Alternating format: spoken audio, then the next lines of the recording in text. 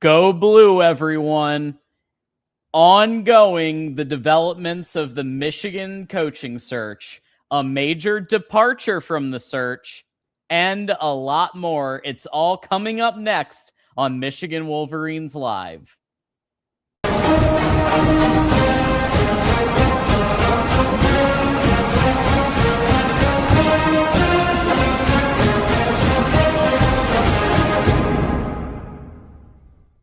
And here we go with another episode of Michigan Wolverines Live, episode 230. John D'Adamo here. Follow me on X at John D'Adamo. And as you join us, go ahead and whether you're on YouTube, whether you're on X, whether you're on Twitch, don't forget we sound good on radio, Apple Podcasts, Spotify, Amazon, and iHeart. And as you join us, all we ask, super chats are great, but all we ask is hit the like button. It just takes a second. It helps get this really out there. Hit the subscribe and share this with a friend. And of course, we're going to be mostly taking super chats tonight. So if you have a comment or question about the coaching search or anything else on your mind, send us a super chat of any amount and we'll post it on screen and we'll cover it on air as soon as we're able to. And that's all before we bring on, as with every Tuesday, TJ Ronin is here helping me break all this down. TJ, what a couple of days, huh? What a week. We are literally a week away, well, Wednesday last week, from the Sharon fiasco. And now we have a coaching search that is kind of becoming predictable, but at the same time, still some uncertainty, right? So it's very interesting to watch. We have a portal that is about 3 weeks in front of us, and we have a bowl game, John, so there's a lot happening. Also, potentially president rumors, things of that nature. So, yeah, looking forward to it. A lot to talk about, man. Cannot wait to get to it. And I want to thank a couple of people for being here and being members. So, Hoosiering is here. We got Mike Fort, who's a member and a mod, here joining us. We've got, let's see, we got Michigander, we got Stallions Express, Quinn Go Blues here, Russell Harris, so many people joining us, Beats and Treats, one of our mods. They're all here ready to hear some content, what's going on.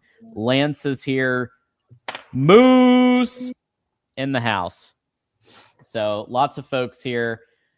Anthony has become a Leaders and Best member. Thank you, Anthony, for doing that. Really appreciate it. And, of course, GT already with the super chat. Make Gary Mueller say no. My sources are telling me as soon as he returns Acker's text, our coaching search is over. GT already coming in hot out the gate. Love that. Make Gary Mueller. Is he even alive? Is he like 100 right now? He passed away 3 years ago. Rest in peace. What the hell, GT? But As if the Acker jokes weren't enough. He has to go at Gary Mueller. Oh man. Well, rest in peace to Gary Mueller. Also, lots of things going on here. Let's go ahead and thank our multiple sponsors for their generosity. Win Agency. At Win Agency, we try to make things as simple as possible. We now have 3 self-service options available on our website. Check out the links in the chat to run your own marketplace, Medicare, and life insurance quotes. This service is available 24/7, 365. They're here to help. Win Agency, the best agency. Appreciate Win Agency. Yeah, and I know a lot of people right now, with everything going on, are going to need some Medicare, going to need some marketplace, going to need some life insurance to deal with the situations we're dealing with. So especially if you know an Arizona State fan or an Alabama fan living in the state of Michigan, they might need some help, guys. Hook them up. Whew. And as always, we want to thank our friends and Michigan alums at Healthy Dogma. So there's the link in the chat for Healthy Dogma. And Healthy Dogma is owned by Michigan alumni who know what loyalty means. For decades, the May family has cheered in the big house and always brings that same dedication to crafting clean, Michigan-made food for dogs. Check out healthydogma.com and use code 25GoBlue. because Michigan loyalty extends to four-legged fans too. TJ, as always, in the clutch with the website, a fresh approach to dog food. And I mean, if nothing else, they got treats. Just try out some treats. See how it goes. We got some duck flavored ones right here. There you go. Okay. I think it's time to get to it. We have some breaking news. So as we know, we have been reporting since Friday that Thursday really, that Dillingham and DeBoer have been kind of the top two in the Michigan head coaching search since failed head coach Sharon Moore was fired. Unfortunately, it has come out that Jedd Fisch, who was kind of considered a floor candidate, like let's say Michigan whiffs on the top two, safe option. Washington head coach Jedd Fisch out of the running at this time for head coach due to a flag on the background check. Now, I have heard some speculation on what that flag is, but I'm not going to talk about it yet on air. Probably Thursday night. We might cover that. But the bottom line is, I think it's great that the search firm is taking extensive, exhaustive background checks on every candidate after our head coach was just fired for having an inappropriate relationship with the staffer and trolling for OnlyFans during halftime of games. Yeah, so I mean, it's interesting. I think it's to be honest, I think it's very I think it's kind of big. I mean, Thursday, me and Johnny Olden did the call-in show, and I told you guys at the beginning of that show, listen, there's all these coaching search lists, there's all these names, but the reality is there's only 3. I told you this Thursday, there's only 3 who matter. And I told you it was Kalen DeBoer, Kenny Dillingham, and Jedd Fisch. So the fact that Jedd Fisch is now out, well, it's quite clear the reality. And the reality is we're now down to 2. And not only are we down to 2, it's the 2 that majority of the fan base want. Obviously I think it's clear the fan base really wants Dillingham. I think that's quite clear. But yeah, Jedd Fisch now being not considered, right? So in my opinion, this is my opinion. This is just assumption. To me, that puts a little bit more pressure on Michigan because there isn't that safe floor anymore. There isn't, I'm now, someone could say, oh, Jeff Brom or Drinkowitz from Missouri. So from my understanding, those are just the coaching search firm's additional candidates. I mean, the names Dillingham and Kalen DeBoer have been in Michigan's list for weeks. Okay. The search firm has just given recently their list to Michigan. So the fact that Michigan's list for weeks has had Dillingham and Kalen DeBoer, we told you guys on Thursday, Wednesday, that we heard about Kalen DeBoer getting reached out to 2 weeks prior. Oh, right. While Sharon Moore was still coach, which is why I was confused. I was like, oh, okay, this is interesting. That's like, to be honest, I kind of pushed it off. I was like, I don't know about that. Well, clearly there was more to it. But yeah, so now we are exactly where we said Friday, John. That's the interesting thing too, John. So we did a show Friday. Essentially, everything we've said from Friday holds today. Like, for example, and we can get into it, John. I know. Yeah. It's one thing. I'm gonna be honest with you. I'm kind of proud of it, because like you heard all this noise and all this buzz Saturday, Sunday. Here we are Tuesday. But we never wavered. We've stayed on path the whole time. Kept it as simple as we can while cutting out the bullshit. That's kind of what we do. And the reality is, here we are, and it's as we presented Friday. The donors and those who are making decisions, Kalen DeBoer is their top option right now. Okay, like there's a lot of, and it's not all of them, but there's a large contingent in Michigan who wants Kalen DeBoer. They feel that is the most experienced of the top candidates, where there's a comfort level because they've done it at different programs. They have, and the winningest candidate, the big wins, big games. Right. Won big games, been to the playoffs, been to national championship game. It has like what 139 and what record, John? What's his record all time? It's like something insane. 123-19. Right. Pretty impressive little coaching portfolio for Kalen DeBoer, right? So there is this waiting game we're going on right now, which we discussed on Friday. I told you guys Friday, there's a lot of Michigan, or the Michigan administration appears to want to wait to get a final decision from Kalen DeBoer to see what occurs next weekend, which will be, again, Friday. We got a playoff game, Oklahoma versus Alabama. Well, it's true.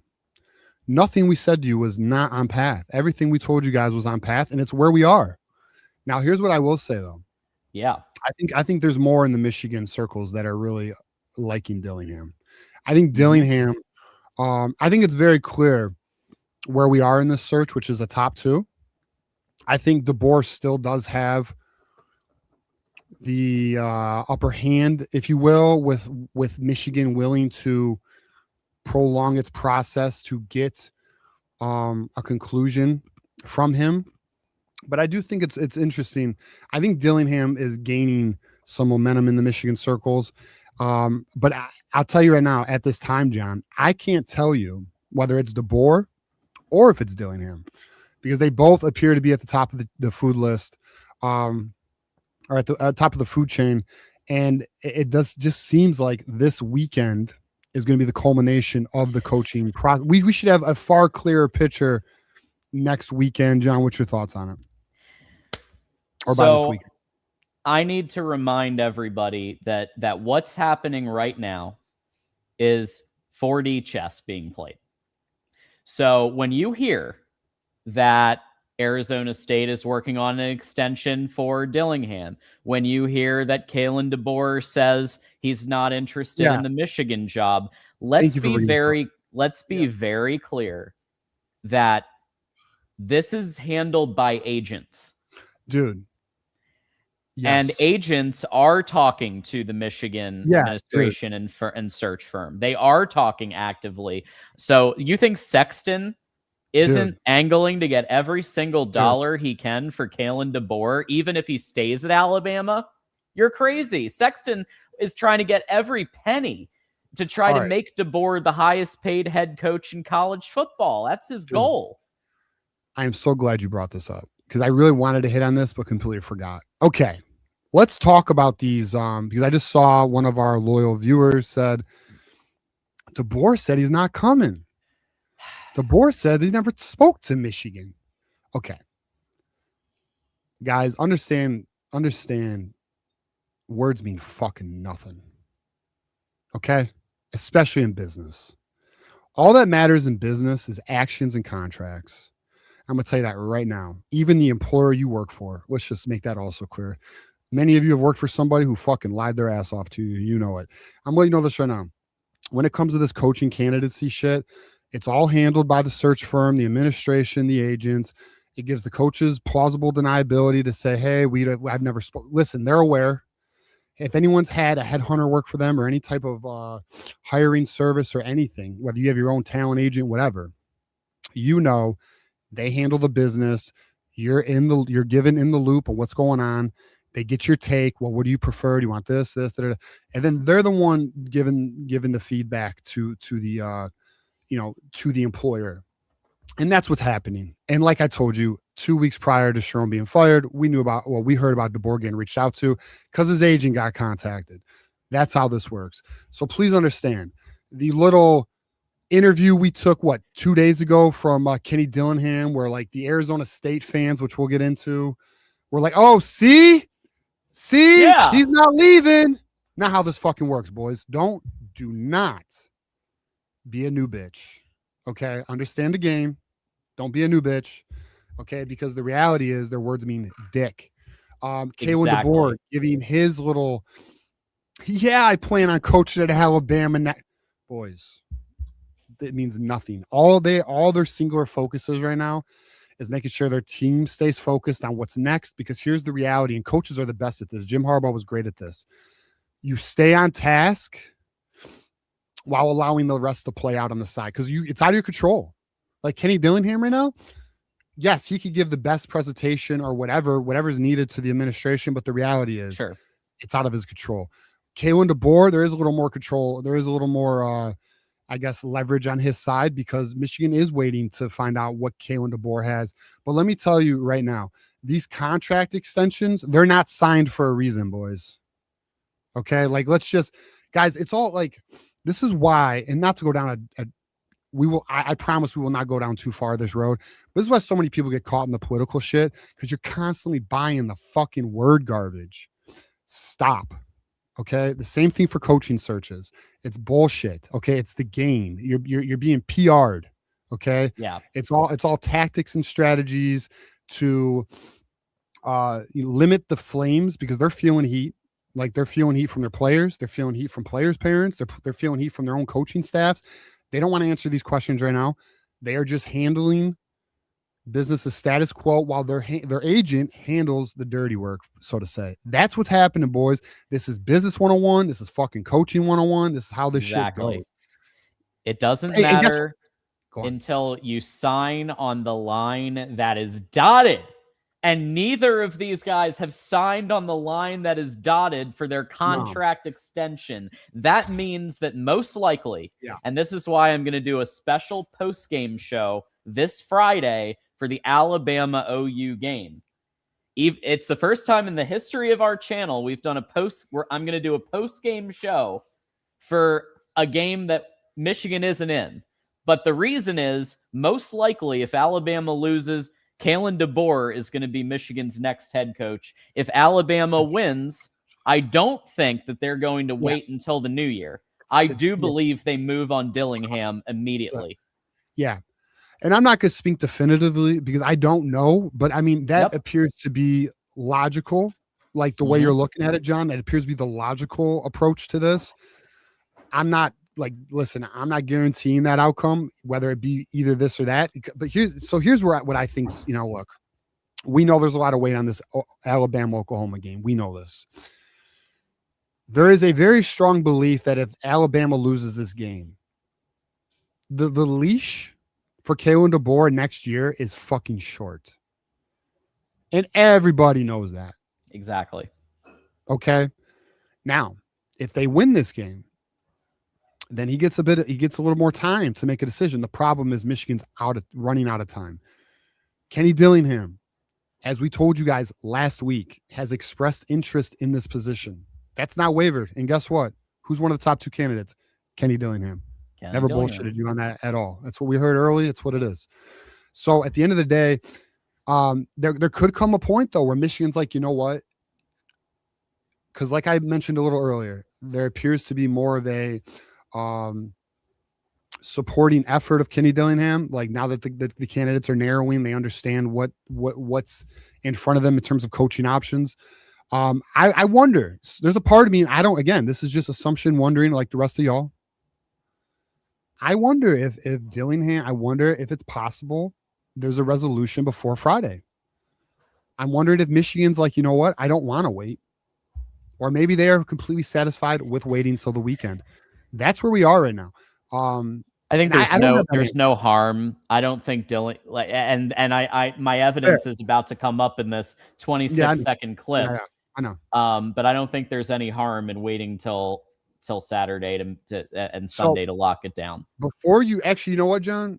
If you want to run, do you want to run that video? Yes. So right, let's run the video. So there was a press conference today where the question was asked, do you want to shut down Kenny Dillingham? Do you want to shut down the Michigan speculation for the Arizona State fans? Now let's listen to Kenny Dillingham's answer of the question right now. I think my job is to try to do whatever I can for the people that are with me, right? The people that are in the foxhole, the coaches that are in the foxhole with me, is I got to do whatever I can to fight for those people, for my family, for everything from that perspective. And kind of, and I love it here. I've said that since day one. That's absolutely never changing. Absolutely never changing. So yeah, that piece is never changing. Hey, Kenny, will you completely shoot down the Michigan rumors and guarantee you're coming back next year? Well, I got to look out for my family and my coaches. And no, I'm not going to shoot them down because I want to go to fucking Michigan. Okay, so for Arizona State fans, so if you want, John, we can. I know we got another topic. Actually, maybe we can wait, but no, it's okay. The point being is, boys, And I see we got some Twitter guys like, I can't believe you think DeBoer's going to come to Michigan. He wanted to go to Michigan before he ever went to fucking Alabama, you fucks. He just didn't want to wait until the Michigan job opened. What don't you understand? Do you not understand this? Do you not understand Ryan Grubb's wife is from Detroit, went to Michigan? Do you not understand his wife, Kalen DeBoer's wife, his family's in Washington County. She was born in Grand Rapids. Do you not understand Kalen DeBoer has wanted to coach at Michigan? Clown shit, bro. Like the delusion of the Alabama or the Arizona State or any fan base for that matter that thinks Michigan is not a premier job and that these coaches are not interested is fucking wild. Yeah. I understand the Nick Saban. I understand the Nick Saban dynasty has blurred some vision, but please understand Alabama's had some down years. They've had 2 great runs. They are a historic program. They are a blue blood, and we're talking about the greats here, right? So we're talking degrees of separation type shit. The reality is Michigan's a premier job, and anyone who thinks that a coach wouldn't consider it, for example, Kalen fucking DeBoer, there's a reason why that extension's not signed, boys. And it ain't just because DeBoer's holding out. It's because the fucking university themselves is unsure on Kalen DeBoer. So shut the fuck up. Thank you very much. Respectfully. Yeah. And I don't think that this, and by the way, I'm not saying that this is also definitive proof that Dillingham's coming. I think Dillingham is doing a great job of negotiating on behalf of his people. And he's going to get the absolute best deal for his people, either at Michigan or at Arizona State that he can. I think that's where this is coming from. Right. But see, here's the problem. Arizona State's about to lose their quarterback in the portal. Mm-hmm. Okay. True. They don't have anywhere near the resources Michigan has. Not even close. We're not even talking the same fucking continent. Okay. We're not. And that's the reality. And that's why Michigan feels there's a little leverage on their end in terms of Kenny Dillingham. I'm torn on, I like both coaches. I think both coaches would do very well here. I understand the concerns with each coach. I understand the concerns with DeBoer, and sometimes he lacks physicality in the running game. I understand those are fair concerns. Mind you, top 10 coach in college football. So it's clearly an upgrade for us. And then I understand the concerns with Kenny Dillingham, considering he does have his youth. There is definitely still room for him to grow. But again, most consider him as ready as a young coach can be for this type of opportunity. But there is concerns about his defense, and stuff like that. That said, I think both coaches would thrive here. And just so y'all know, and I don't think we are the only ones who've said this. I do believe this has been said elsewhere. It does appear that the donors are more motivated with the new hire. They feel, there's an excitement behind it, excitement behind the new direction. So, there's a belief that Michigan's going to even tickets recruiting up even more. I mean, that's what's impressive about it. With a hire, one of these hires, there's a feel that Michigan's recruiting will increase even more than it is, which is currently about a top 10 level. But we'll see, to be determined on that. Yeah. There's a faction, let's be clear, for both, right? But I do believe that the donors, especially some of the big dollar donors, they want a proven winner. DeBoer is 123-19 as a head coach. He's won twice against Dan Lanning at Oregon. He's won twice against Kirby Smart at Georgia. He wins big games. When he has Grubb, his offense is at its best. He didn't have Grubb in 2024 in the ReliaQuest Bowl. He did have Grubb this year. He turned Ty Simpson from an absolute joke into an early Heisman potential. That's not bad. The concern is the run game and the defense. And guess what? There's always the possibility of keeping Tony Alford. There's always the possibility you can entice Tony Alford to stick around. And if you do that and you merge Tony Alford's running back coaching with what they do at receiver and what they do at quarterback and overall offense, you have a juggernaut offense potentially when you merge those two. Yeah. Yeah, exactly. And he's a bright offensive mind. That's the thing is there's a strong belief this is one of the bright young minds in college football. And look at who he's coached under. Look who he's coached with. I think, boys, I said it fucking Friday. It's a win-win. We get either one of these guys. Sure, you could be upset, I guess, but there should be no reason to be upset. These are clear upgrades. Both these coaches can put, one of the things that I will say that excites me is, a lot of coaches, a lot of people in the industry who like really know ball, they believe that if Dillingham comes here, they feel he becomes like near a top 5 head coach, which I think's fucking exciting. Like I said on Friday, I think the journey with Dillingham would be more exciting because you're growing with him. But I mean, Kalen DeBoer, guys, there's just like, again, all-time coaching record, 123-19, top 10 coach in college football, elite offenses, damn good coach. Let's not forget, comes with Courtney Morgan. It's almost like, I'm going to be real with you, the package deal of Courtney Morgan, we'll get into who that is for those who don't know. The package deal of Courtney Morgan and Kalen DeBoer. Bro, that's fucking serious. I mean, that's like a really big deal. For those who don't know, Courtney Morgan is the general manager for Alabama, formerly the general manager of Washington, formerly working with Michigan for player acquisitions, aka Mason Graham. Yeah. We're talking an identifier of talent as well as an excellent closing man. He's one of the top 3 to 5 general managers in college football. And he's not afraid to spend money. He's not afraid to go big fish hunting. He's like, I would argue, this would be my argument off of what I just said a second ago. If Michigan were to get Kalen DeBoer and Courtney Morgan, I do think top 5 classes are going to become normal. I do. Absolutely. Yeah, I do think that's with Dillingham. I don't know. Maybe we might be bopping around 10 again. I'm not sure, but the resources will be there. But I don't know. I still say Dillingham is a tremendous improvement over Sharon Moore's staff. Of course. And what Sharon Moore was doing during his time. My question more is Sean McGee still the GM with Dillingham? Because we know how he likes to operate with his budgets. But yeah, dude. I mean, it's again a win-win. I mean, with Dillingham too, do we think Dillingham keeps Wink?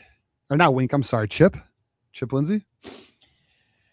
He has his own OC and he has his own wide receivers coach. And I think Hines Ward's coming. I mean, we're definitely Hines Ward is a tremendous upgrade in that position.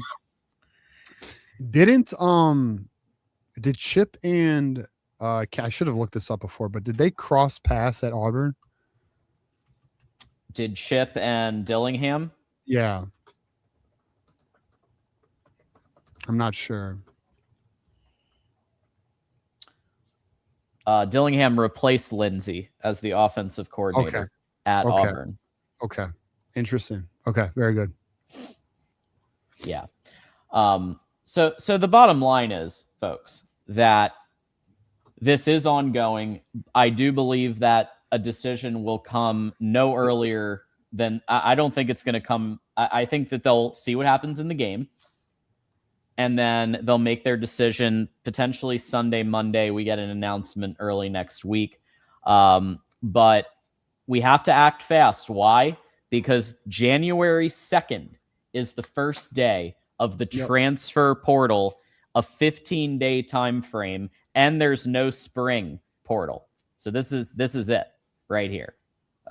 This is it. So I definitely don't think that this is going to, I know there was some reporting that this might go to the 1st. I don't see that happening. I don't either. Yeah, I think, listen, boys, I think it is very, very fair to think that this is going to be, if not resolved, very fucking transparent by Saturday and Sunday, is what I think. Maybe going live Sunday, John. I don't know. But I think this weekend, things are going to be very transparent. I do wonder if Michigan plays a strategic game here, because let's say they make their coaching decision on Sunday and they make an announcement. That means Michigan has 5 days before players can enter the portal. Does Michigan maybe want to drag that out a bit and maybe make the official hire within the 5-day window of the initial, like, you know what I mean? Like kind of like have everything, I's dotted, T's crossed. but don't actually make it official to save themselves on that window opening early, I'm not sure. Maybe there is a strategic play there. Maybe there isn't. I think it's something to be mindful of at least. Maybe they just go ahead and make the hire, but it's potentially possible they play a little chess and don't open their window up too early, so this way they can, get players more locked in. I don't know. Yeah. Just a thought. I can't say I know. I'm just thinking out loud here, but I do know once a coach is hired, 5 days, and then they are allowed to enter the portal. Now, you may be seeing some Buckeyes in the chat and elsewhere saying Biff Poggi should be the head coach next year. Let me be very clear. Biff Poggi is not going, he is doing a fantastic job at being interim coach. We're going to get to that topic later. He's at the Cheez-It Bowl. He's doing the interviews. He's keeping the team together. But let's be very clear. That would be a catastrophe of epic proportions to have an interim of any type. We saw what happened at Ohio State, and that was before the NIL era. That was before all that stuff. And we saw what happened at Ohio State when they had an interim. We cannot have an interim in the NIL transfer portal era. I mean, it can't happen. The only way it's happened is if catastrophe hits. And the way things are trending, listen, people want the job. So it's the Michigan job, as Josh Pate said. It's the Michigan job. Yeah, but the rivals still a big deal. They still can't count to 3, so they can't figure it the fuck out, John. Okay, so I mean, it's just what it is. The rivals, they'll figure. Maybe next year they'll learn how to count or something. But at the end of the day, John, at the end of the fucking day, this is a premier job, one of the top jobs in the nation. Period. So yeah, we'll see how it shakes out, man. Okay. So we've got about 19 super chats. So let's go ahead and knock through some of these. Thank you to Mike for the 5. And this might be Mike's first one. And if it is, thank you so much for being here. I love y'all's channel so much. You always give the best info and never BS. Y'all keep it 100 all the time. Let's fucking go blue and go Dilly to Michigan. So Mike is on the Dilly train. Yeah, man. And that's the whole point of what we do here. We cut out the bullshit. We try to give you guys as accurate as we fucking can give you information. And I don't like talking about shit that don't matter. If you follow our recruiting all year, I don't talk about kids that are long shots and I know if I'm aware that it's not likely, I don't fuck with it. Just like the coaching search you guys saw, I'll be real with you. I'm not sure anyone condensed their list as quick as we did. I got it down to 3 the next day. Boom. Just saying, man. I don't know anybody who had that. So we do our best to try and get it as condensed as possible, as straight as we possibly can. Hey, Lee here. I'm glad my newborn doesn't understand what's going on. Hopefully his next year is better than his first months as a Michigan fan. Right. Congratulations on the newborn, first of all. So go blue on that. And yeah, they're not going to remember any of this. That's the best part about having a newborn now, is they're not going to remember any of this craziness. And then when we're winning titles every other year, they'll remember that. Yeah, it never happened. There it is. Never happened.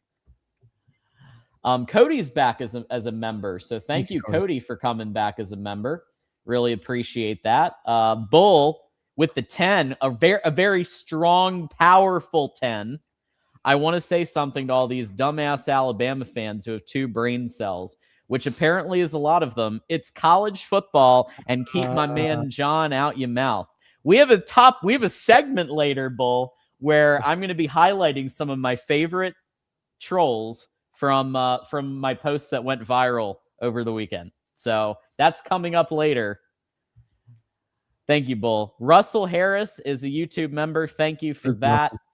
GT recommending very strongly to make Bill Belichick's granddaughter say no. Offer them a bag and bring that legend to Ann Arbor. Tom Brady does still have 1 year of eligibility left. So that's GT's recommendation. He probably has a COVID year. Love it. Fuck, he might look at Phillip Rivers. He might, you never know. Tom Brady might want one more year. Run it back. Cody says, we want Dilly. Love you guys and God bless. Absolutely. I think Dillingham is a very strong candidate. I think I would be very happy if he was named head coach, and I think he's an improvement at almost every level. He is, even though he's 35, he's assembled a monster staff. He has shown an ability to punch above his weight at his school. So it almost reminds me a little bit of the Dusty May situation. If Dillingham was able to get Arizona State to the college football playoff last year, imagine what he could do at Michigan. Imagine what he could do. Right. It reminds me of Dusty May a lot in a lot of areas. There's a lot of people who say that, I mean, I can't say I'm like, I'm not one of those pushing the Dusty May narrative with Kenny Dillingham, but like obviously a bright young coach with a bright mind. I mean, listen, full transparency, like, yeah, the defensive side of the ball, I think is a real question with Kenny Dillingham, but then it comes down to who do you hire as a defensive coordinator? It doesn't mean it can't be resolved. It can't be solved, or there's obviously Michigan has the resources to hire. I mean, look, we're paying Wink Martindale the 5th most money of any defensive coordinator in football, including the NFL. So obviously we have the fucking money, but the point is like, all right, can Dillingham, being such a young coach, does he have the contacts to land an elite hire? Again, Michigan's a great job. Coaches want to prove themselves. That's my only concern with Dillingham, really, is just the defensive side of the ball. Other than that, I do think he'd be a great hire.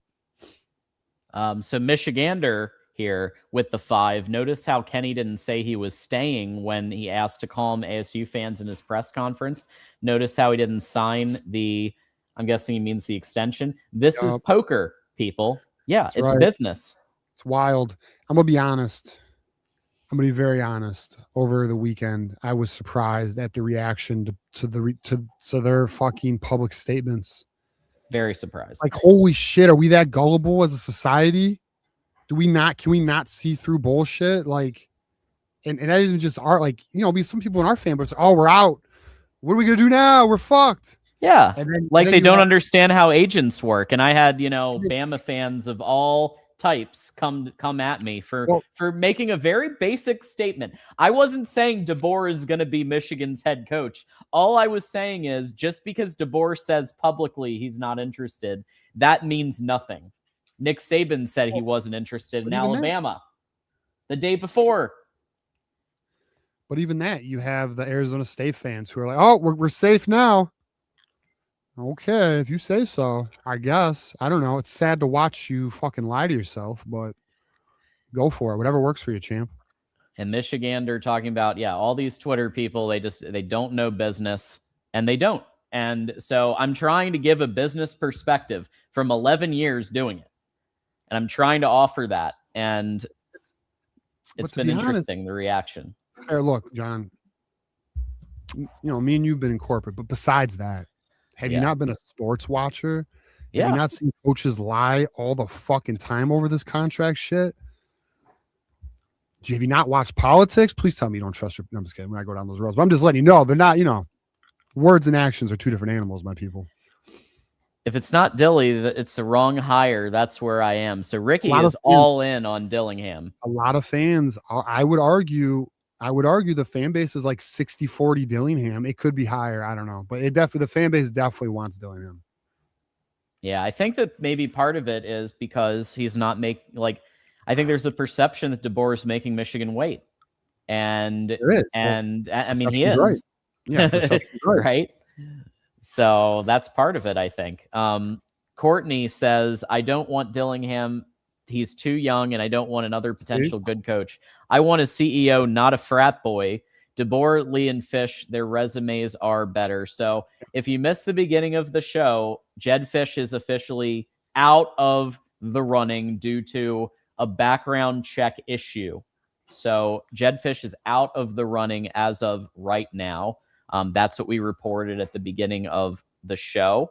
But some of these other options still possible, still very possible, and some that you aren't mentioning, like Drinkwitz. There are others. Whittingham, through his people, has expressed interest in the job. Drinkowitz, from my understanding, is the hiring firm has brought that name to Michigan. Mm-hmm. That doesn't necessarily mean Michigan's interested. This is true. This is true. And Kyle Whittingham, Utah, apparently through his people, Right. kind So of they put reached it out out to there. Right. They reached out to Michigan. Yeah. Doesn't mean anything. It just means they reached out. But potential interest. Yeah. But it's Michigan's, so it's going to happen. Exactly. This is Michigan. It's a big job. I think people don't understand, despite what just happened with Sharon Moore, it's a big job. Jimmy, I just called you Jimmy. Jimmy, yeah. That's my business partner, John. I was arguing with you guys, but John, the problem is the Buckeyes, bro. Majority of them only know their 20-year run, like they live that, so like they don't realize what Michigan is. Like they just don't. They have no fucking clue that this is like what the program is. A lot of them have no idea. I'm about to break some hearts right now. That Urban Meyer in his contract at Utah had a clause where if 3 schools wanted to take him from Utah, there'd be no buyout. You want to know what those 3 schools were, John? Notre Dame, Ohio State, Michigan. That's right. All 3. That's okay. Right. Yeah. Their little savior, Urban Meyer, wanted Michigan when he was at Utah. So like, let's just, boys, understand the game. Understand, even if you don't like your rival, respect your fucking rival, bro. At least know what they're about. I respect Ohio State. Fuck Ohio State. I do too. Fuck them, but I respect them. They got a desire to win that I respect as a program. They do. Good for them. It's our responsibility to beat them. But yeah, at the end of the day, I'm well aware what Ohio State is. Understood. And to get to that level, like Ohio State, like Georgia, that's the end goal, I think. Well, the consistent winning. I mean, our program in terms of resource, facility, brand, prestige, we're there. There's only one school prestige-wise who's above us. It's Bama. Bama had 2 dynastic runs. Good for them. I heard Dillingham. I was going to say Ohio State's still playing catch up to us. Okay, understand? We taught them football. We taught them how to dot the I in script Ohio. Understand this. Learn your knowledge. Elijah says, I heard Dillingham hasn't signed to Michigan yet because the contract Michigan sent him requires him to give Samaj Morgan 15 bubble screens on 3rd and 15 a game. Sources are saying. That's a tough contract detail, Elijah. I don't know how it's going to go, man. It might be a sticking point there. Could be a deal breaker. Cali South OC with the 2. Thank you for throwing the 2 bro. and the contribution. Michigander, what's the rumors on TA looking at other schools? Tony Alford, he means. Yeah. Okay. All right. Well, I'll tell you this. Coach McCann, for those who don't know, is basically a mentor for Savan Hyder. He publicly disposed those rumors, but no, there's no Tony Alford is not currently looking at other schools. Tony Alford's a coach who is believed to be retained by whether it's DeBoer or Dillingham. There's a thought that he would be retained. But again, I'm not saying I know that. I'm just saying that's the thought. Just and by the way, folks, because these keep coming to us hot and heavy, we're only going to be taking comments or questions for super chats. So if you want them, like Adam Lamparello, the host of our Rutgers Scarlet Knights at the Voice of College Football, is here. DeBoer was very convincing in his statement Sunday and again at the press conference yesterday. Are you concerned about the QB position? Underwood didn't look very good this season. All right. Well, first, I know Adam. So, for one, Adam, you're a lawyer. I mean, you know the game, man. But first of all, he knows the. Come on, Adam. You know, come on. But I saw his comment earlier where he said DeBoer said he was going to be at Alabama next year. But I mean, like, look, man, here's the reality of the situation. Apparently, there's an extension. Well, we've heard that before, right? Even Michigan knows all about extensions, right? Guess what? It's not signed. And not only is it not signed, there is a belief that it isn't just DeBoer not signing that extension. There is a belief that Alabama's still not sold on DeBoer. And not only that, Adam, respectfully. Yeah. Let's say DeBoer loses Friday. Uh-oh. What's the hot seat? What's the seat going to look like going into next season? That shit's about to be warm, man. I guarantee you're going to see the same Alabama fans coming at me are going to be saying, you should just go to Michigan. I guarantee you. What does their schedule even look like in 2026? I mean, everyone else's schedules look crazy. Ohio State's is crazy. Michigan's is crazy. There's a couple other schools. Alabama has Georgia, Tennessee, Texas A&M, LSU. They got four tough games. The rest are cupcakes. Yeah. And Michigan's schedule isn't a cakewalk. We got to play Indiana, Oregon, I believe. We'll see what Vanderbilt and Auburn is. They got Vanderbilt and Auburn. They got LSU, Texas A&M, Tennessee, and Georgia. And then you got your wild cards in Auburn and Vanderbilt. Vanderbilt might not be shit next year without Pavia, but end of the day, not an easy schedule next year. If they don't make the playoffs, then how do things go in Alabama? I mean, you got to understand, DeBoer is aware of that. Right. So I think that plays into the decision. I think if they lose, I'm gonna be real with you. All right, here's how I think this is gonna play out. This is not. I don't know. This is from what I know and the way things look, and the way the timeline is. Here's how I think this is probably gonna play out. To John's point, DeBoer loses Friday. I think DeBoer makes a decision this weekend. Regardless of that decision, we're gonna have a head coach, whether it's Dillingham or DeBoer. But I do think it's possible DeBoer realizes his lifespan at Alabama might be short and he might jump to Michigan. If he doesn't, if he's like, you know what? No, I still feel optimistic, blah, blah, blah. I bet he doesn't sign an extension, by the way. But then maybe he stays one more year at Alabama, but then we get Dillingham. Either way, again, win-win for us. Facts. And I will say DeBoer was as convincing as he needed to be to get through to the playoff game. Because, of course, he himself has no interest in talking to Michigan himself when he has a playoff game to prepare for. That's what Sexton is for. Jimmy Sexton is the one who's negotiating on his behalf. And if you guys think Jimmy Sexton has decided I'm not going to at least leverage the Michigan job to get DeBoer 15, 14, whatever it is, $1 million a year, remember, Sexton gets paid on commission, my friends. On these deals. And coaches, remember when we wanted like JJ to come back after the 23 title, but he was non-committal in his words. That's the same game that's being played by DeBoer and Dillingham right now. It's non-committal. Yes, I want to be here type shit. But again, unless extensions are signed and the Michigan search is over, these two, and let me also lay down what I would argue is a trump card. DeBoer's camp has not cut off communication. So because that's not cut off, because conversations are still being had, he's clearly still a candidate. Now, regarding the Underwood situation, no, I'm not. Was it the best year for Underwood? It wasn't. But do I think with a better coaching situation and a better offensive system and more talent around him, do I anticipate Underwood, developing naturally and getting better year to year? Yeah, I think listen, Underwood had some flashes this year where we felt very good at the quarterback position. But then clearly there was moments where, our wide receivers couldn't catch a damn ball or Underwood missed a wide open receiver. These are things that got to be dealt in the offseason.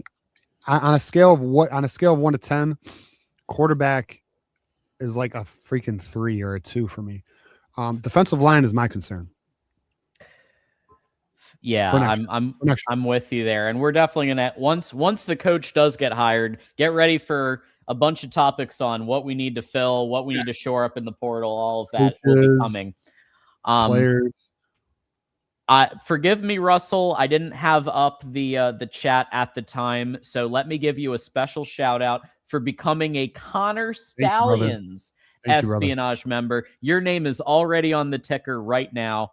For Connor Stallions. All these people below here, they are all members of our Connor Stallions espionage team. They are guardians of the manifesto, and Russell is the newest member of them. So thank you so much to Russell for that. Okay, so let's go to Ryan Hall here for the 5. I like the top 3, Kalen, Kenny, and Fish. My question is, Kenny has recruiting ties with the Midwest. Yeah. Yeah. So that'd be a concern, right? I mean, but here's the question, right? So to his point, Kenny Dillingham has never really coached the Midwest area. He's essentially been South or West. But here's the beauty. We're a national program. Right. Like if we look at our recruiting class, we got a lot of kids from the South. Global brand, as I say. Global brand too. Now, but again, this is why you keep your Tony Alfords. This is why you're gonna his coaching staff will have some Midwest connections, right? Who knows? Does he keep Kerry Combs, who has elite Midwest connections, is an elite recruiter? I don't know. I have no idea what his decision is. How's Kerry Combs feel right now, by the way? Just got hired and now your head coach is gone. But yeah, I mean it's one of those things where once we get a head coach, boys, we can then look at what does the staff look like, where's the weaknesses, where's the strengths, and how should it play out? What is our thoughts, But until then, it's hard to know. I'll just say this in terms of like this regional coaching stuff. I just feel like it means less now because here's the God's honest truth, and it's unfortunate what I'm about to say. NIL rules the day. The shit don't even matter anymore, dude. Like distance from home and even academics have like not as much weight as it used to. Yeah, not as much weight as it used to. Less weight. Still Less weight. It's not as NIL helps even the playing field. NIL, if someone has family reasons to stay home, that still could factor in. If you're a top 300 kid, it's unlikely NIL is not your top priority because they're getting the most of it, Right. Now, granted, there's some kids that were raised where academics are like Babaloa. That was a rare one where academics fucking mattered. Yeah. They mattered. We got Babaloa. Good for us. There are those outliers. They're out there. Yeah. And remember, Ryan Hall, that FISCH is now out of the running due to the background check. So Kalen and Kenny still, 2 of your 3 still in there in the hunt. Elijah is throwing the 10 burger out there. Michigan didn't want rivals watching them practice. That's why practice was closed to the public. Bro, nobody wants to watch you spam inside zone for 4 hours. Middle school, DeBoer or Dilly would be fired. I agree. Both choices. The offense is getting more layered. It's getting more, it's going to be more dynamic no matter which of those 2 hires we go with. I agree with you. And you're even going to see in the bowl game, we'll talk about the bowl game a little bit. You're even going to see in the bowl game a different offense because Sharon Moore's gone. So no longer is Sharon going to be there to micromanage the offense. John, to your point, Lindsey's going to cook. Answers are going to be answered in that bowl game. Mm-hmm. Because we're going to see how this offense looks you know what I mean? Like, does it look open like it did against Central Michigan and Nebraska? Or was there an influence all along? Like many of us have known, I've even been told from fucking players' parents that the offense was being guided, not open to Kalen DeBoer's like full range of ability. So, also to be confirmed too, John, we were kind of like wondering because last year we were hearing about like the practice habits that Michigan was having. We didn't really hear it too much. Yes, they were also the same thing this year, not practicing to completion of the play and just going on to the next play. So those were also happening. Yes, crazy. I remember that. Crazy. Courtney says it's DeBoer bus. Leah is perfect Michigan man coach. We need a hard-nosed CEO. Dillingham isn't experienced enough for Michigan, and another Tom Herman. Well, Tom Herman was pretty good at offense. That's the debate right now with the Michigan fans. It's okay. So, and I'll tell you this now. Like I think I mentioned earlier, like it does appear the donors are they lean DeBoer. It does appear that that's the case. And it's due to the experienced aspect of it, the more tenured coach who has a little bit more proven track record, right? I mean, you've seen Kalen DeBoer actually reach national playoffs and national championship games, but there is definitely listen, Dillingham is a very elite candidate also. It's not, again, win-win for us. Ryan says next coach needs to be at the Citrus Bowl. No? Possibly. Well, I mean, if we already have them. Biff will be the interim coach. So if we've named the new coach and he's not playing, like he's not coaching in a bowl game or a whatever it is, then yeah, he could potentially be in the box, like watching it. But Biff will be interim coach for that game for sure. Yeah. All right. Cali South is back. Dillingham will bring Levitt and receivers. ASU beat Texas Tech. Well, Dillingham runs. He's got some air raid in his offense, but he also has a running game. You know, that's one of the things that people are excited about with Dillingham is very balanced. Can be very balanced. The belief is the transition of the Michigan identity, physical run play, but with a versatile air attack is what he will bring on top of his program building ability, which is what leaders. So that's the thing too, is everyone's like, oh, well, we need a CEO. Well, for those who don't know about Dillingham, it is largely believed he is the young CEO of college football, where he is a program builder in terms of not only coaching acquisition, but also recruiting, culture building, identifying things outside of just schematics, right? Actually building a program. You know, now listen, I've read this. I've read what I'm about to share. Okay. And I've read this now twice. Some believe that Dillingham is in the exact same position Harbaugh was when he was done with Stanford. Like really ready, energetic for that next fucking test. Okay. Oh, interesting. I'm telling you. And now there just is a confidence in Dillingham, even though he is young and he doesn't have quite the track record as DeBoer. Yep. That's a really good comparison. And I'm thinking of people like Harbaugh. I'm thinking of Dusty May too. Yeah. I'm thinking of people who were at a lower level of football or like a school that's considered maybe not as high tier. They've reached the ceiling of where they can get there, or they've done very well there. Now imagine the resources of Michigan. Jay has just thrown out $6.99 Canadian dollars. Thanks for that contribution, Jay. Really appreciate that.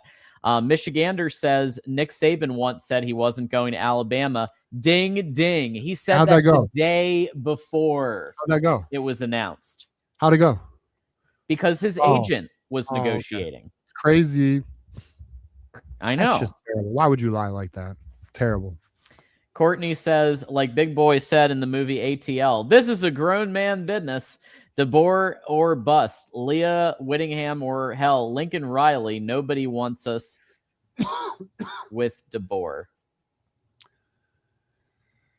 What do you mean nobody wants? Like rivals?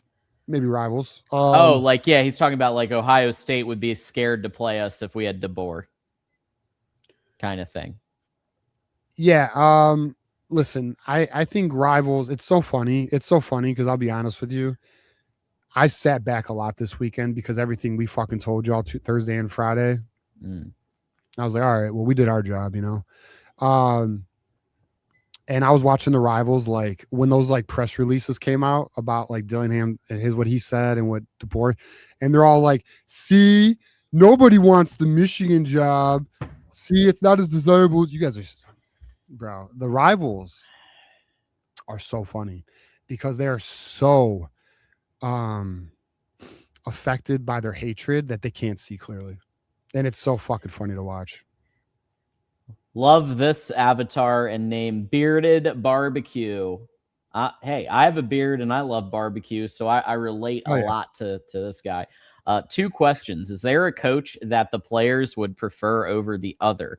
Also, with this Moore thing being the worst kept secret, do the players lose respect for him? Oof. Damn, these are good questions. Yeah, they are. So, all right, I'll say this. I don't know who the players actually prefer. I will say I have had 2 parents. I've had 2 parents tell me they want Biff Poggi. I'll be honest. So, they love Biff Poggi. But I don't know who they prefer between Dillingham and DeBoer. There's a part of me that thinks DeBoer, but I don't know. I mean, I really have no idea. There is some love for Biff Poggi. There was also some love for Terry Smith at Penn State. But I think when Matt Campbell was introduced, I think everybody got around to the idea pretty quick. Right. You know, and not only that, like people like what they know, right? So Right. like the unknown is, but and then also with Moore is being the worst kept secret, do players lose respect for him? I don't know. I mean, I'm sure some have. But I don't know. From what I understand, there's a renewed energy. There's a renewed kind of heard it, but I happiness don't know. since Did you see what Elijah Dotson Sharon said? has been what was that? It's not as shiny as those things are. Let's just say that. Okay. Like, some of the players it's hitting them hard, man. Oh yeah. Like, And that's what Biff's well, this is what I'm saying. Like there's a lot of emotions going on, right? So Yeah. Biff, and we'll talk about the Biff thing, talking about how the players feel betrayed. But I do think that there's with like I don't think a lot of the players liked Sharon, or at least some of them didn't like Sharon. At least some of them didn't like what was happening behind the scenes, and it was kind of an open secret, I think, for a lot of them. So I do think that part, they don't have that around their neck anymore. They can. That's the part I think is good. So I'll say this, and it may be so unrelated, but I really want to know what Ernest Hausman told them now. Yeah. Where like he got like basically taken to a healthcare professional. Like I want to know. But maybe one day we'll know. Maybe one day he'll come out, but and explain everything. But yeah, I don't know. Hopefully the boys will be all right though, and things are resolved by this weekend for the program. So JR is recommending Drinkowitz or betting that Drinkowitz will be the next head coach, but don't rule out Marcus Freeman as a dark horse. That ain't happening. There's always a name not on the list that gets hired. No, Freeman's an Ohio guy. He's on the other side of the rivalry, my friend. I am really confident it's gonna be DeBoer or Dillingham. I'm really confident about that. I'm feeling good. And I'll tell you all. We'll just be very, very transparent. John, Thursday night I was texting our group chat. Do you remember my percentage? I said I think it's gonna be Kalen DeBoer. I don't. 97%. I was like, I think it's. That's right. That's right. That's because the contract was already offered, and we are aware of the number, but we'll lay low on it. We've hinted. If you listen very carefully at some of what I've said around, I've hinted at it. Well, what's funny is, and we're gonna give respect and shout out. Josh Hinsky also put out. Now he doesn't have exactly what I shared with our group, but what he shared was I think Sunday. I told y'all on Thursday. So, but again, we give publicly. I think Josh Hinsky was the one who released it to his group of people. But at the end of the day, last week I was very confident that it was going to be DeBoer. Now I'm not at 97%, but I am very confident it'll be DeBoer or Dillingham. It appears to be one or the other. To me, at least the way things look, and from what we know. T Hambone says, I hear Mike Tomlin is a legitimate candidate. Is this true? What is your Fantastic Four top coaching candidates? Shit. I don't believe Tomlin is a serious candidate. Not a name that I'm aware of. Nope. Top what four, is your like realistic or all time? Like, because obviously I'm going to throw Kirby in there and Saban and I think we could do maybe that. I mean, I guess I'll do like realistic but unrealistic at the same time. But you go ahead first, John. So so for me, it's DeBoer, barely, Dillingham. It's like 1A, 1B. Like Haskins and Corum. 1A, 1B. It's like so close. I'd be very happy with either of them. And then you have a big dip, probably a Minner. And at this point, who else? I mean, Drinkwitz, Whittingham. Once you get like after those top two. All right. Jeff Brom. You're right, Jeff Brom. My four are Kirk Cinetti. Oh. Nick Saban. Oh, Nick shit. Saban. Okay, you're going all time. Yeah. Wait, are we not? Oh, are we not? We don't have to. All right, we'll keep it. All right, we'll keep it realistic, but unrealistic. I know Kirk Cinetti. I mean, clearly that's my guy. Yeah, sure. If this is and all bets are off. Cinetti, Saban, Kirby. Jim Harbaugh makes a comeback because show causes don't matter. Show Yeah. causes don't matter, John. I'm just kidding. Crazy. That's funny. Connor Steins is coming back. Manifesto's still alive. Yeah, no, Kurt Cinetti, Nick Saban. Fuck it, I don't need nobody else. Give me one of them. Give me one of them, and I'm happy. I'm happy. We'll take Kalen DeBoer and Dillingham though. Folks in chat, if the Buckeyes are respectful, great. If there's somebody who's not following our guidelines, no personal attacks, no racism, sexism, don't be a massive jerk or troll. Just send them our way. We'll take care of it. But we do welcome everybody as long as they stay respectful. Courtney says, last one, people saying recruiting, but Clark Leah has a better class at Vanderbilt than Dillingham. Flipped a 5-star QB from Georgia. DeBoer or bust? It's true. It is true. He did Number flip. 1 QB at Vanderbilt. That's he crazy. Did fucking flip that quarterback. I mean, if we look at it, Vanderbilt is ranked. Where are they ranked? 31. And Arizona State, which goes to show you their resources, is 41. Also understand they're essentially just recruiting LA and Texas. I mean, for the most part. Let's see. Let's actually look at their class. What is it? Texas is 7, California's 3. I mean, yeah, it's essentially that's but look, I think you give Dillingham more recruiting resources, he can do more. The Vanderbilt one is interesting, but just so you know, regarding Vanderbilt, then we have 3 blue chip players. The one that's really interesting is Kalen DeBoer with the number 2 class in the nation with him and Courtney Morgan. I'm telling you, if y'all want that recruiting tick, then you want the DeBoer hire. Dillingham, I think, will still get us top 10 classes, maybe better. It's possible. I don't know. We have to see it with the resources, but DeBoer for sure. Our recruiting would improve. Regiment Canada with the 7 Canadian. What about Kyle Whittingham? Perfect fit stylistically and mature figurehead the program needs. Utah is like 1 win from the college football playoff. I think he's a good floor option to replace Jed Fish as one of the floor candidates. I'll be very honest. I like Whittingham as well. I find it interesting. Whittingham steps down from Utah and then reaches out to Michigan. That's fucking interesting, huh? After being a Utah lifer, geez, Yeah, that's crazy. But I'll say this. I think personally, Michigan's down to 2. And the rest are just on a piece of paper. Yep. Lance is a member for 13 months and a mod, by the way. Thank you, Lance, for everything. That's like more than a year, John. More than a year. You're right. Hey, you know what? Months. Hey, you know what that is? Bro was around. Difference? And he was around for the Underwood days. Yeah, he joined them. Shout out to Lance. Never left. Appreciate you. Another month in the books. Dilly, go blue. That's facts. Lost Angels with the 5. Underwood probably didn't feel confident with all the drops. Should be better with better players. Also, did you guys see all the Dillingham interviews?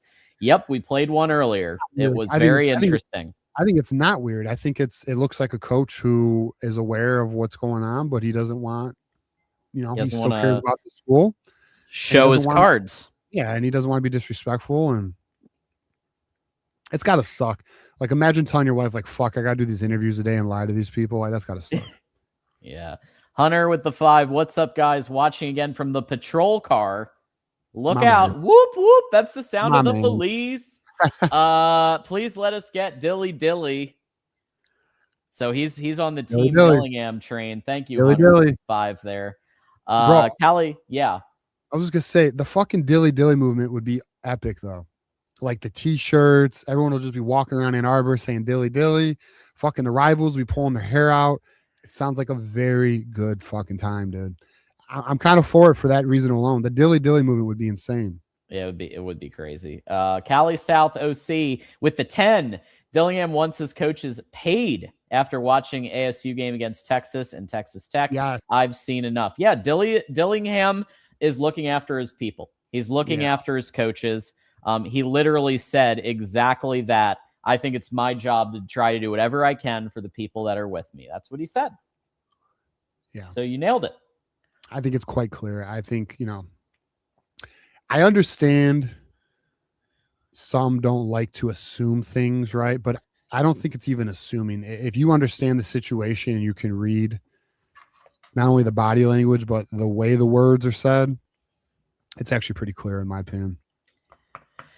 GT, Sharon was the true speed in space specialist, not Gaddis. Yes, he was the spread and smash specialist. Jesus. Look out. Get the t-shirt. Yeah. Captain says, can we put up the poll to see who thinks is the top in the Spyro and intrinsic relationship?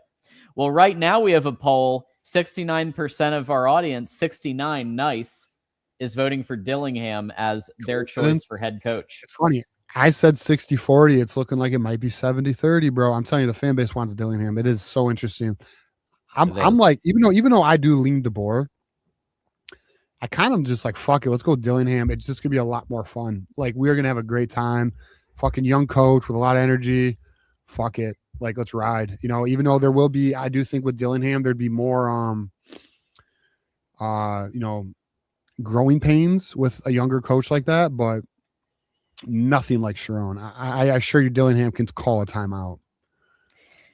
DSCA with the 5. I would personally be more excited for the future with Dillingham. Also, I feel his run game fits way more with Michigan. I do agree that I think his more balanced approach to offense is a really good fit with Michigan. I agree there.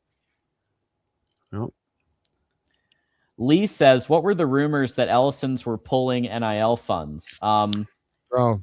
So what I understand is if Sharon had, like, I do believe that it wasn't just Ellison, but many donors were not going to spend anymore until Sharon was fired. Once Sharon was fired, we're back on. So the way I could best describe it is, it's not that they were going to pull NIL funds, it's that they weren't going to add more NIL Add funds. more, yeah. Like, they were going to stay where they were. But the word is, with the new hire, with the excitement, that Michigan's going to be even more aggressive with NIL. There's going to be even more NIL promises to this coach. We'll see, though. Like we saw with Dusty May. Gosh, I kind of want to roast somebody right now, but I'm not going to. But with Dusty May, it was revealed, and this is when Michigan was still in its, we're not paying players phase, even though we actually were. But we just weren't public about it. Dusty May was promised a very large NIL commitment, and let's just say there were some in the sphere of Michigan saying no, that's not true. It was true. It was true then. It's true now. Clearly, this is another situation where NIL commitments will be made, and the vibe is it'll be more than what they are now. Hey, Ryan, thank you for, again, stepping up to be the Oprah tonight and gifting 5 Those Who Stay Will Be Champions memberships to 5 lucky people in the chat. Really appreciate that, Ryan. And congrats to all those who are part of that gift. So hit the refresh, enjoy your emojis. Thank you, Ryan. GT with the 5. Whittingham would be a home run hire. We need a coach that is too old to have a sex drive after all we've been through. What do you mean, GT? They make Viagra. They make all kinds of things. They got TRT now. Fuck, bro. You can bro. You could be like Uncle Larry. Be like 95 and still have a sex drive with a 35-year-old, man. Isn't he only like in his 60s? It's not like he's 80 years old. No, he's in his 80s. Whittingham? Isn't he? Oh, I thought you were talking about Larry Ellison. No. Kyle Whittingham.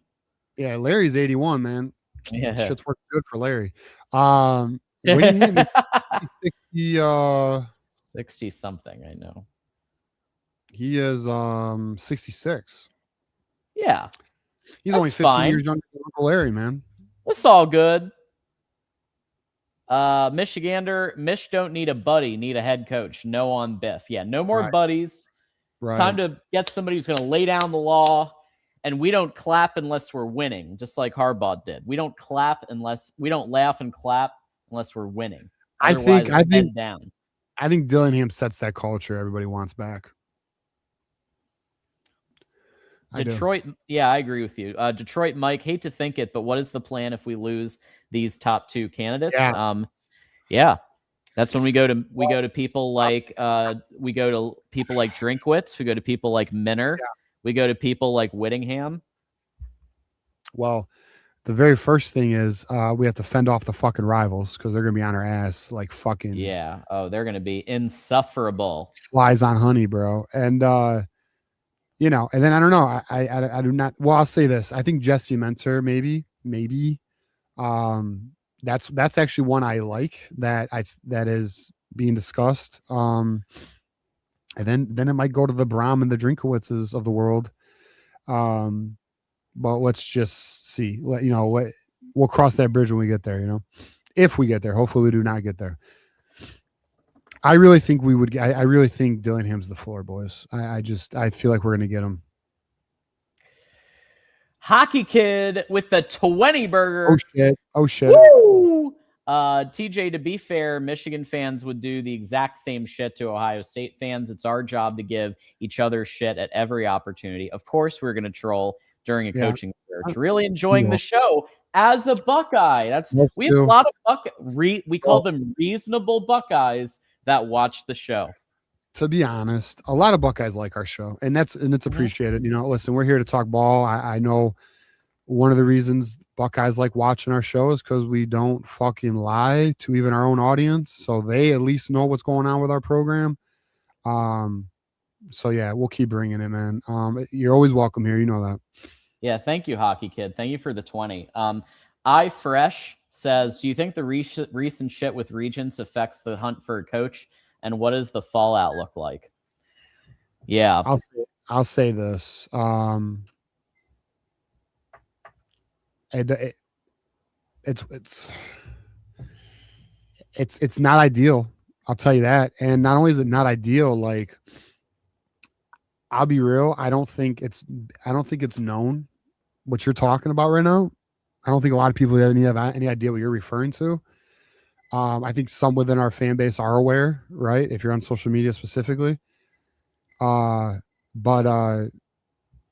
yeah, it's something that needs to be figured the fuck out. I'll tell you that. It's at least needs to be looked into. Like it really needs to be looked into. But Michigan's got other things that they are resolving right now, such as a head coaching search and a new president. That'll be soon. Word is soon. So we'll see from there. Matt Miller says DeBoer doesn't fit well with Underwood at all. I don't know. Why? Really? Why? Why would he not? And Grubb?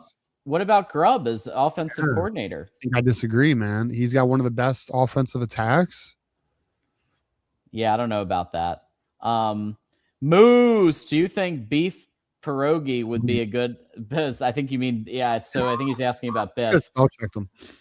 Or maybe he's just being funny. He was a head coach at Charlotte and it didn't go so great. Yeah. I like Biff. I hope he's one of the coaches who's retained.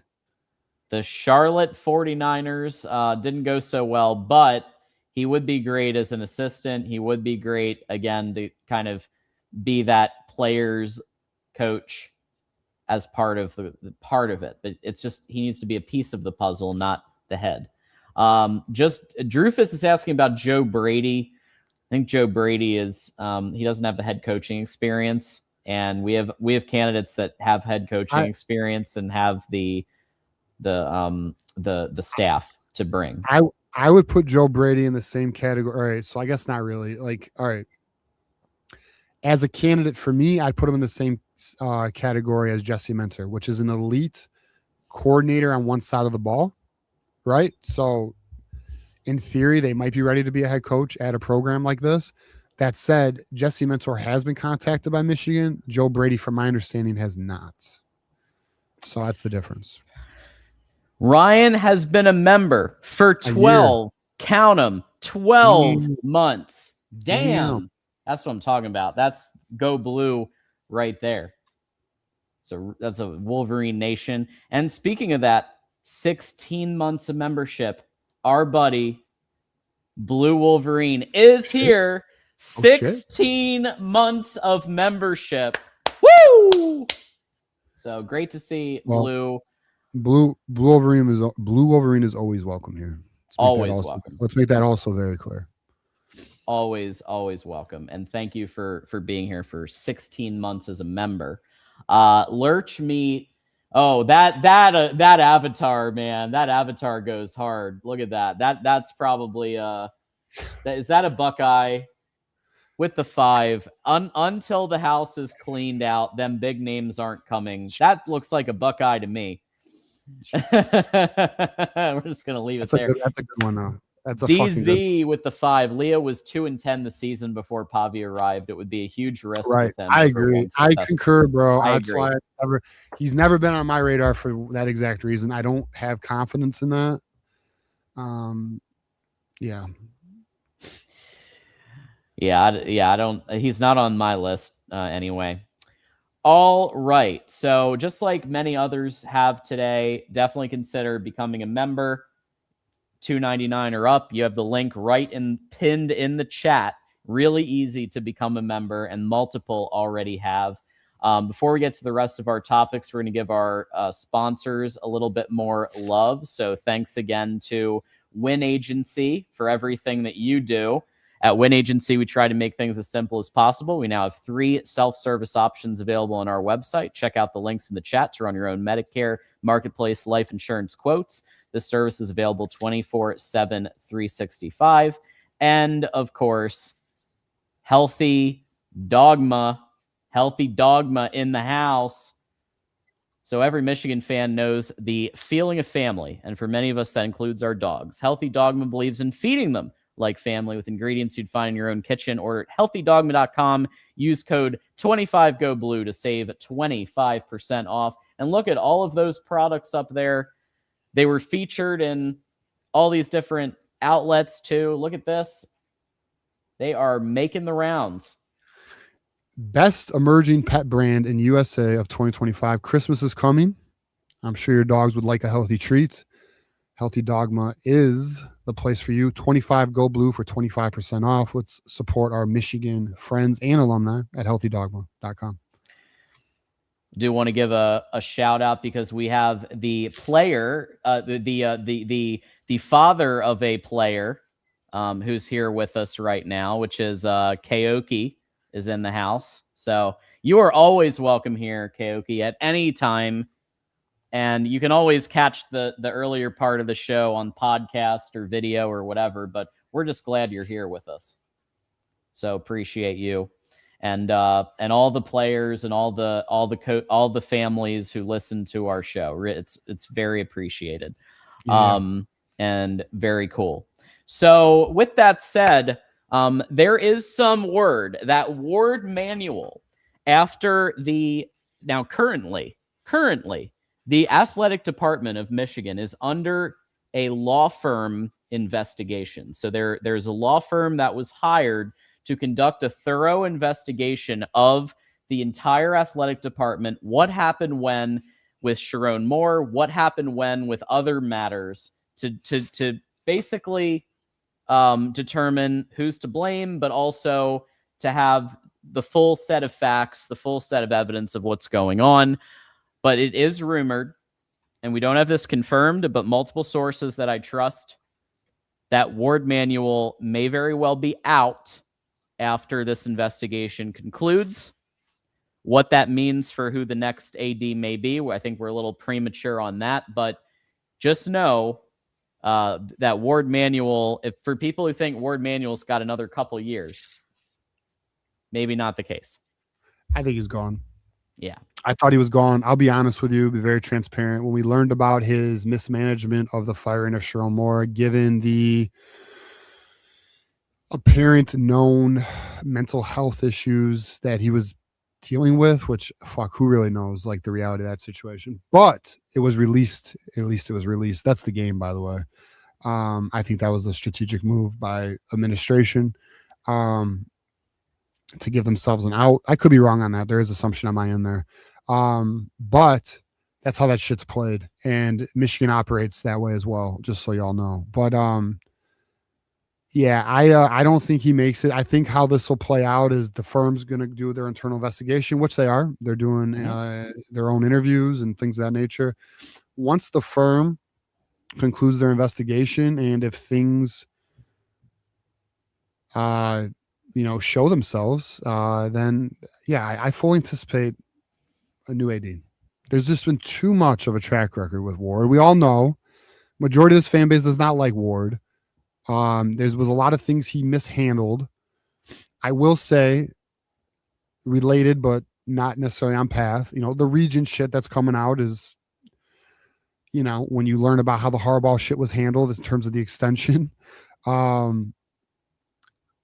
I'll just say it's a mess and it needs to be figured out. We need a good president hired. So I'm looking forward to see who that might be. No idea, by the way. I have zero idea who that is. And we need a fucking elite athletic director, whoever the next one is. And then hopefully regents can improve as well.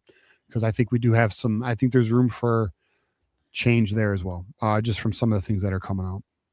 Yeah. And I will say that at least for interim, I think that Beeline would be a great, at least interim option as AD. I think he's somebody who knows the ins and outs of sports. He was instrumental in bringing Dusty May to the University of Michigan. So I hope that if Ward is let go, that they take a strong look at Beeline as interim AD. So I will say, and this is one of the reasons people like our show, because we don't always agree.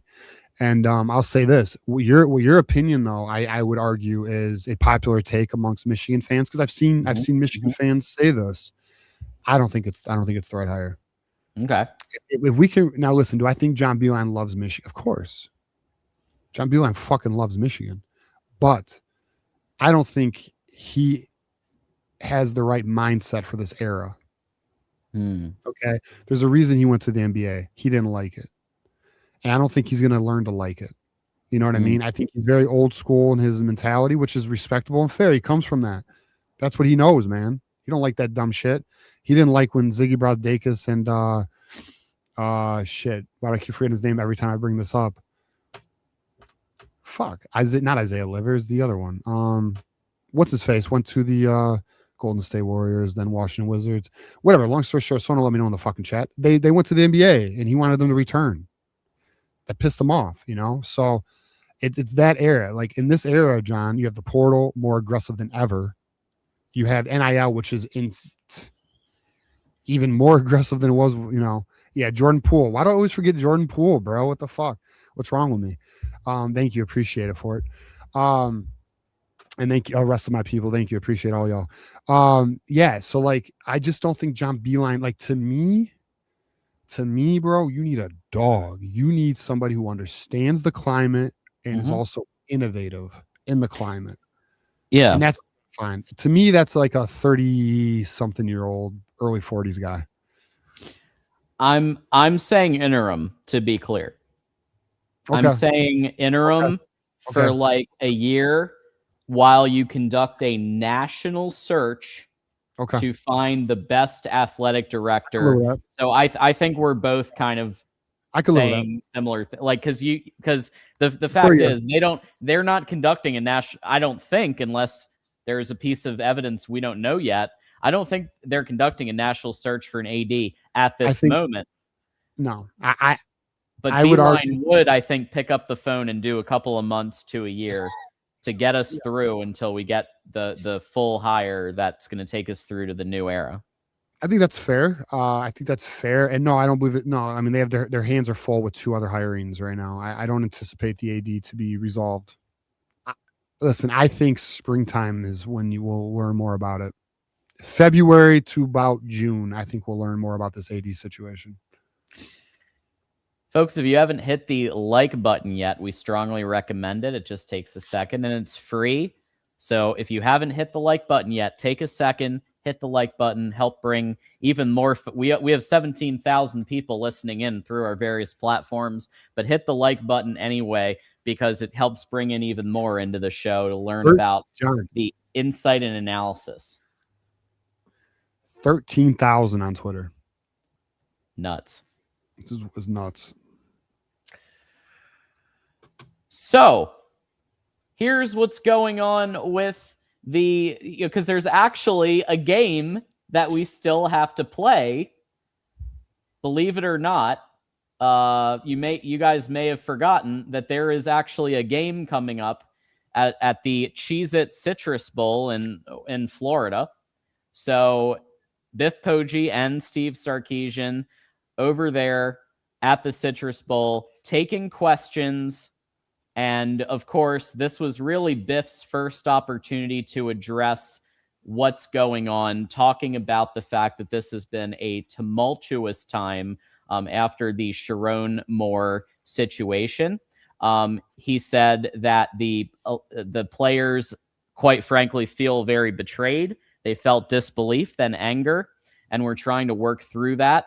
So Poggi, he's trying to help with lots of arms around shoulders, lots of listening, telling them that you love them, but showing it, because words are cheap and that takes a lot of time. What it really takes is you being willing to listen. Warde Manuel told him that his number one ask was to love and take care of the kids. Because I don't know how you can prepare for this. It's been complicated. I want to listen to them. I want to understand what the kids are feeling. That was Warde Manuel's request? Yeah. How about you do a better fucking job, Ward, and protect the fucking kids? Anyways, I know. All right. Oh, okay, Ward. Yeah, all right, bud. Yeah. All right. But essentially a lot of words to say that Biff's job right now is to keep the ship afloat and to just be there as somebody who can be there for the players, be there for the families, be there for everybody, because they're all processing this in different ways. Yeah, agree. And that's what it is. I mean, it's just about, maintaining the locker room through this time and getting to a point of a light at the end of the tunnel, which is the new coach, right? And then the new coach can introduce himself. He can evaluate the roster and go from there. I mean, it's just what it is. We are lucky, though, to have Biff.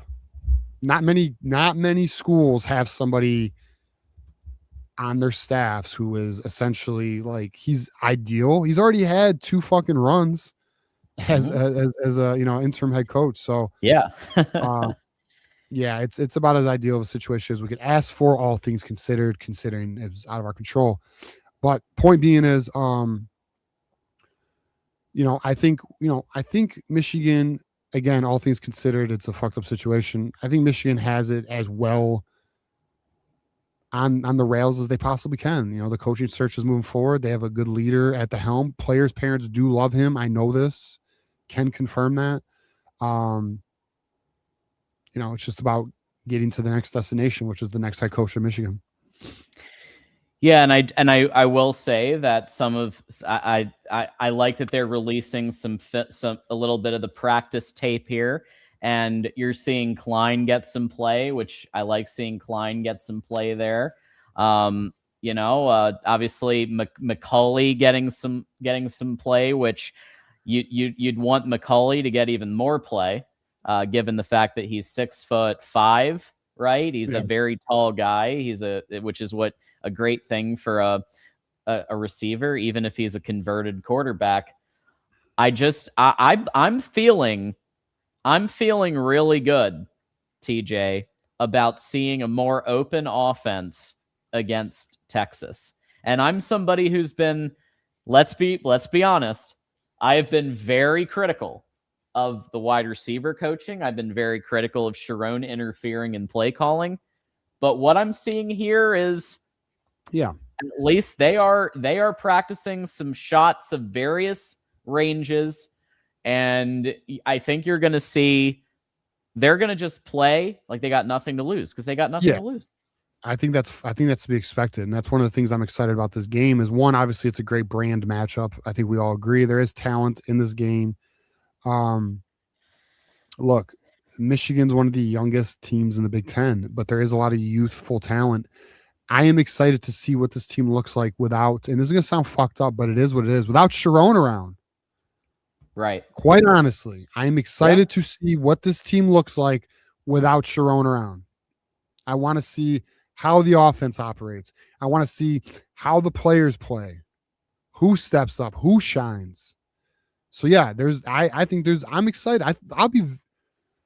I wish I could guarantee. I wish I could sit here and be like, boys, I absolutely 100% thousand guarantee we're gonna get one of these two coaching candidates. Because if I could absolutely 1,000%, 100% guarantee them to you, I would honestly tell you, boys, the next few months are gonna be exciting as hell.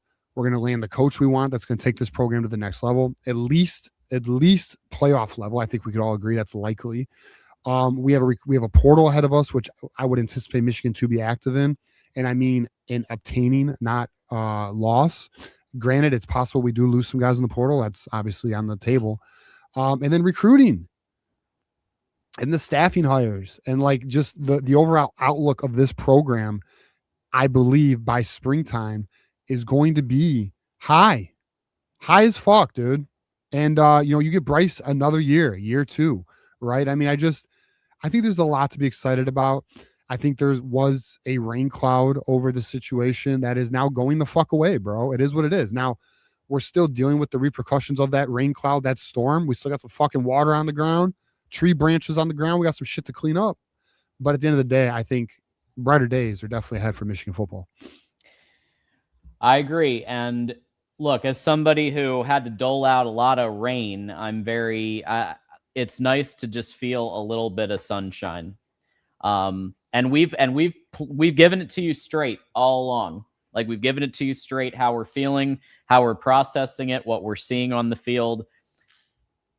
And I do have optimism here that Michigan's going to just play like they got nothing to lose and just play loose and not turtle up.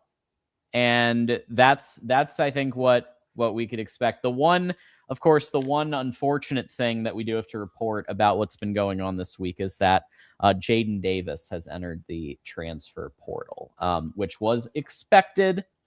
It was expected, especially when they didn't trust Jaden Davis to even pass one football in garbage time. But I think he was done a little dirty by the various quarterback coaching staffs. I do believe that he had talent coming out of Providence Day, and I just don't think that he had the right people to help him here. Yeah, I just think that I don't think he was developed well here, quite frankly.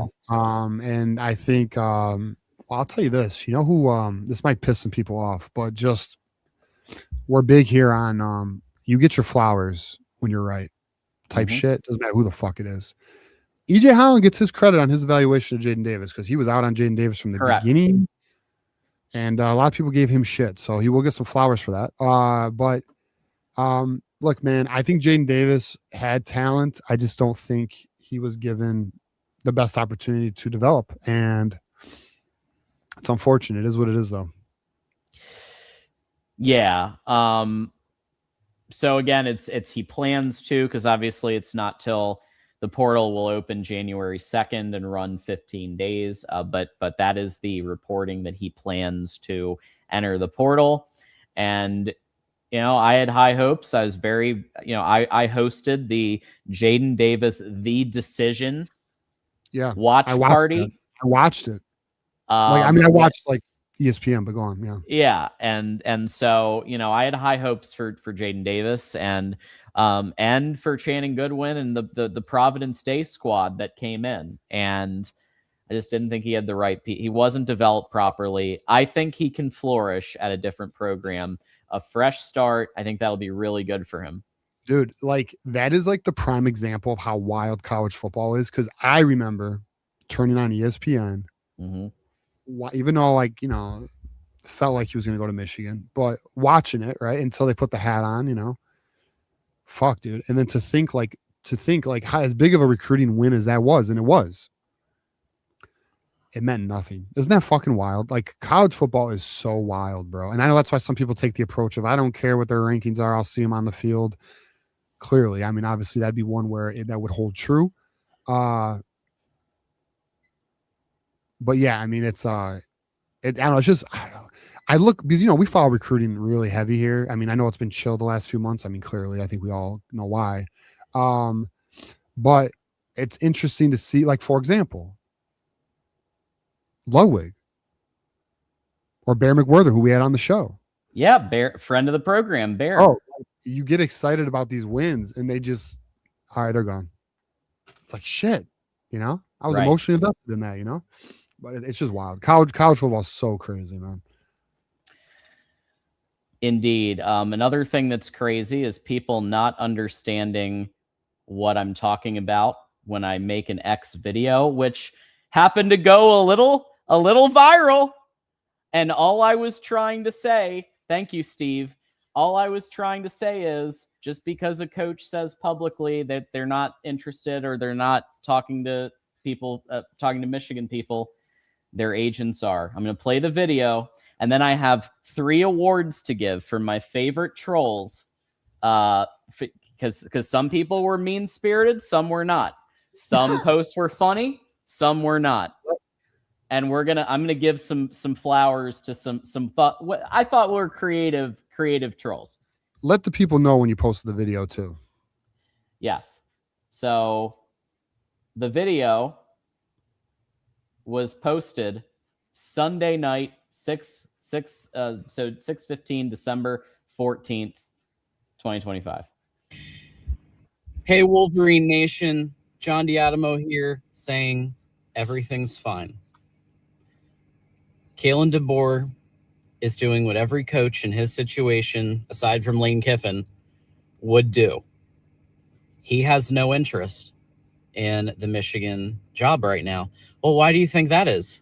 He's about to coach a playoff game. I've been in business 11 years. I've been part of high-level negotiations, low-level negotiations, and everything in between.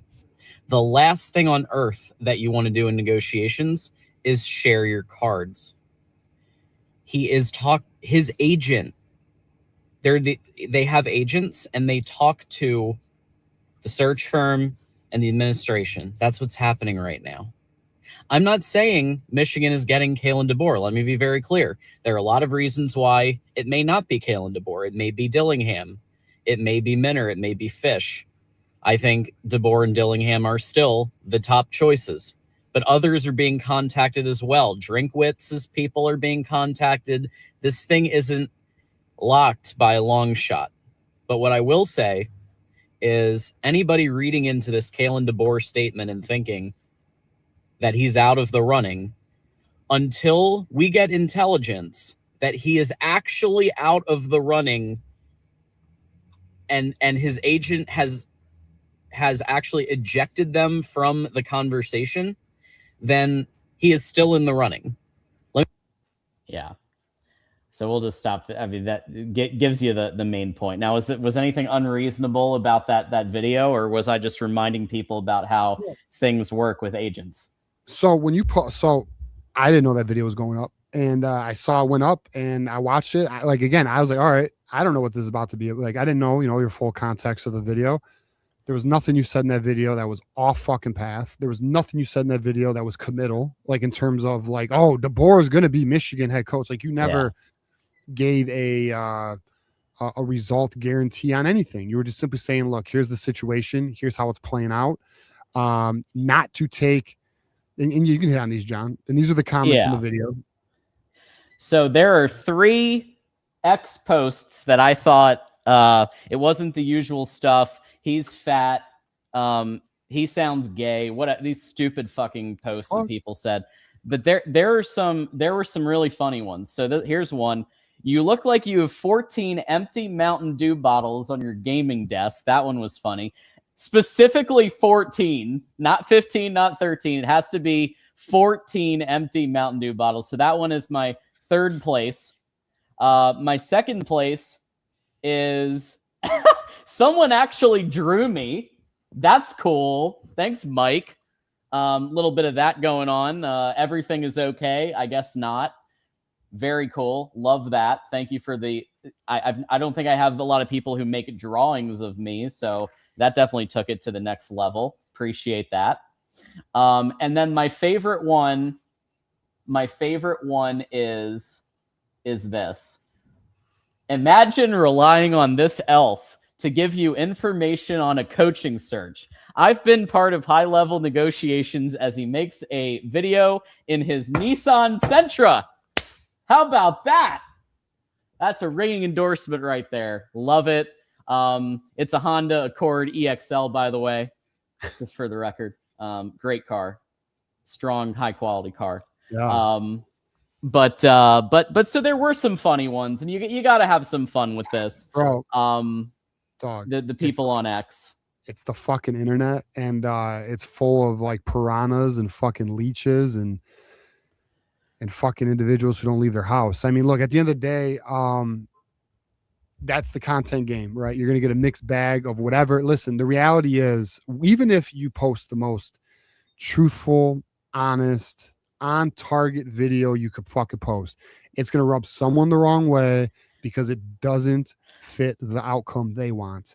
It emotionally, whether they want to acknowledge it or not, affects them, so they have to cope in one way or another.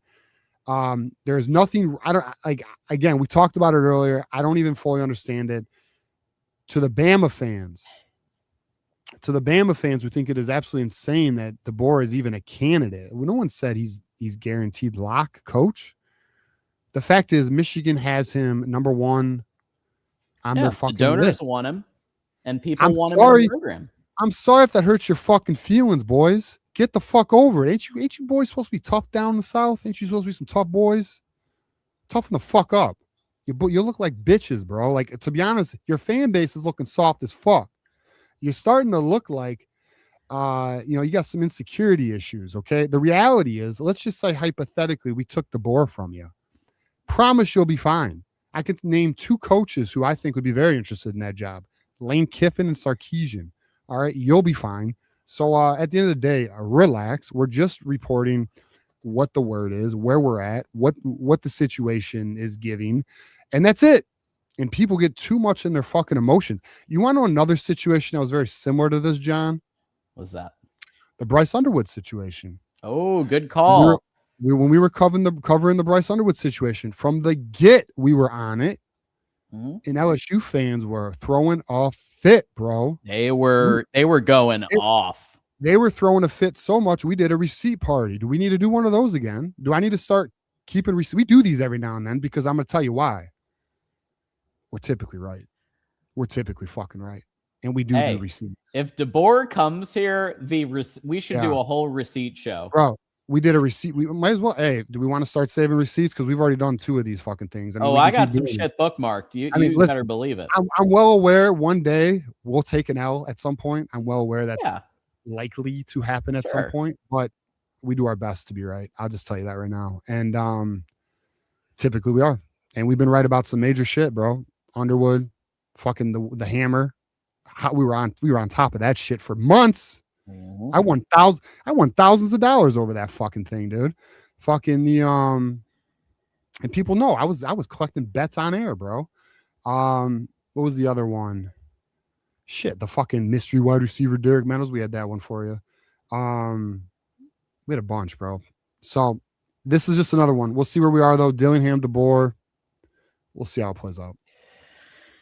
Absolutely. And if you all thought we were only going to do 2 shows this week, we're doing multiple more shows. So obviously coming up, the usual call-in show coming up Thursday, 8 p.m. Eastern, usually with TJ and Johnny. But I have decided, given the amount of Alabama fans and other fans that have said, that have talked their shit on X, I am throwing the gauntlet down for any of them or anyone else to call our show and say to my face some of the absurd things. Let's have a conversation about business and about agents and about why, like what some of these interpersonal dynamics look like. And I would love to chat with some of these fans about that. So 8 p.m. Eastern on Thursday is coming up. And then I'm actually hosting for Mark the CFB late night show. So we'll air that once the call-in show is over. We have a special Oklahoma guest, actually. So Parker Thune from Oklahoma 247 Sports is going to be joining me. So he'll be joining me for the Thursday night CFB late night. And then I am planning a post-game live, which we've never done in the history of this channel, where we're going to do a post game for two teams that aren't Michigan because of the ramifications of what that game means. So three broadcasts coming up this week. Very excited about it, TJ. It's possible I make the post game. We'll see. I have not confirmed myself for that yet because I'm actually just learning about it. I know John mentioned it though. You did mention it before. I mentioned it. Yeah. Oh yeah. Yeah. Oh, I'm doing it. I'm doing it. I may. We'll see. We'll see where we are. Join? Yeah, I may hop on that bitch, but we'll see. Maybe not. We'll see where we are. But yeah, man. I mean, look, we'll do our best to keep you guys up to date with the content. Obviously, any breaking news, you already know the deal. We hop on as quick as we can. And yeah, just looking forward to it. We got a hell of a week ahead of us, man. Hey, listen, I'll just tell this to you. I guess I know we're not at final. Are we at final thoughts, John? We've got a couple more super chats first. All right, we'll get final thoughts. I have a final thought that I want to share, but we'll save it. Okay. Football Fan says if we don't get the top two candidates, would Michigan look at Brian Kelly? No. I mean, I don't know. No. I don't know. Absolutely not. I mean, where do we go, dude? I don't fucking know. He killed a kid, allegedly. After what just happened with Sharon. What you're saying is squeaky he won't clean. he won't pass the background check. Is Correct. What you're saying. Exactly. Right. Exactly. JR, talk about the best wide receiver in the country, Malachi Lemon. Yeah, I mean, shit, I mean, look, we saw him up close and personal in the Michigan USC game. I think he's good. 100 yards and a tutty on us. I mean, look, talented. Yeah, he won the Biletnikoff. Yep. Look, Lincoln Riley, his offenses just showcase quarterbacks and wide receivers is what it is. I mean, obviously extremely talented, quick player. What's very interesting about Malachi Lemon though is his stature. He's only 5'11", maybe 200 pounds, bro. I mean, yeah, but what he's able to do, I mean, obviously extremely talented, gifted wide receiver. Just what it is. Michigan, hey, we got an Andrew Marsh. Now he's not a Malachi Lemon, but hopefully we can get some more of those types to Michigan. Yeah, I would love to get somebody like that. And I think with DeBoer, it starts it, and even with Dillingham and Hines Ward. Hines Ward gets some of those guys. Well, you know what's funny about the Hines Ward thing is Hines Ward was actually interviewed for the Lions job as a wide receivers coach, but he lost out to his teammate Antoine Randall, who's now in Chicago with Ben Johnson. But yeah, that's interesting because Hines Ward's been on my radar for a while, so to potentially get him in Michigan would be epic. Yeah. For sure. So I do want to thank also, we have a Joe Mob 11 is a YouTube member, and I'm trying to scroll to figure out what level. If somebody knows, but yeah, but thank you for becoming a member, a YouTube member for us, and enjoy your emojis, enjoy your shout outs, enjoy when we do our next members only watch party or our next members only get together, which I will plan to do at some point. If nothing else, we'll do one for the Citrus Bowl. So if nothing else, I'll commit to that because those are fun. I enjoy doing those. I think everybody enjoys them. Leaders and best. Leaders and best. Thank you, leaders and best. Appreciate you. You're a member supporting what we do. Love that. Dr. Fakin with the 2. Why develop Bryce when you can just buy Levitt? No? Nah. I think you got to roll with Bryce if you can. I think the reality is Bryce has NIL commitments as well, and Bryce gives you more years. He does. You got 2 more years minimum. Yeah. And I think with the right people around him and with a head coach that isn't checking OnlyFans at halftime and trolling for pussy, then I think Bryce could really go to the stratosphere. I really think he could. I think he has unlimited ceiling. I genuinely believe that. And it's just you gotta have the right coaching in place for somebody like him. So Michigander says Steve Dace calls them Tide Tards. So that's Steve Dace terminology for the Alabama. Oh, I just dude, their reaction to their coach just being mentioned. I don't. It's like I don't know, dude. It's like do people only watch their team? Like, do you guys not know how college football works? Are you not aware of the programs? I don't know. It's like blows my mind the reaction by some of these fans, you know. And not only that, like your own fan base isn't even sold on fucking Kalen DeBoer. Hey, did you just see we just lost the chat? What? You see the chat? It's gone. I didn't lose it. No, I don't have it. All right, I got it. I see what happened. Yeah. You're good. Okay. Meme Not You says, why are so many Bama fans upset about DeBoer when they've been bitching about him all year and wanted to be fired? Well, it's psychology. It's psychology. Bro, it's now because he's being pursued. Yeah. You want what you can't have. Well, and Bama has him right now, but like there's this perception shift. Well, now Michigan really wants him. So now Bama, they feel like they've got to defend their turf and defend their guy, even though I guarantee you, if he loses to OU on Friday, I guarantee you at least some of those people will be like, oh, fuck you, go to Michigan. Right. Yeah, dude, you nailed it. It's the you want what you can't have type thing, and until something becomes valuable, you don't even appreciate it type thing. I mean, it's led by emotion, not logic. Ray Norman with the 5. This is a time when Bryce could show he can lead the team, the adversity, which is how franchise QBs are judged. No way he's a high draft pick if he runs away. Yeah, I don't think he's going anywhere this year anyway. I think he's gonna see who the coaching staff is. Apparently his camp is happy with either DeBoer or Dillingham. I only know about DeBoer. I don't know about Dillingham. Apparently he's happy. Apparently the camp is happy with either of the top 2 choices. That's what I read. But okay. Joe Mob, was Lincoln Riley ever a real consideration? No. Not to my knowledge. Not that I know of. Now, is it possible? Because like I said, boys, like what is I guess 3 weeks now. Kalen DeBoer, I said 2 weeks, but it was about 3 weeks now. Kalen DeBoer got reached out to. No idea who the other list of coaches were. Like maybe Lincoln Riley was in that list. I'm not sure. Don't know. Yeah. Hoosiering, 11 months. How do you like my new handle? What, Hoosiering? Yeah, like Hoosier and Wolverine. Yeah, that's cool. I mean, I fuck with it. Listen, I like Kirk Cinetti, man. I've been a strong Kirk Cinetti supporter. Yeah, you have. Since last year when everybody was doubting Kirk Cinetti. I was trying to tell you, you know. Like I said, more right than wrong here. That's how we operate. Lance, thank you so much for posting this and encouraging people to become a member.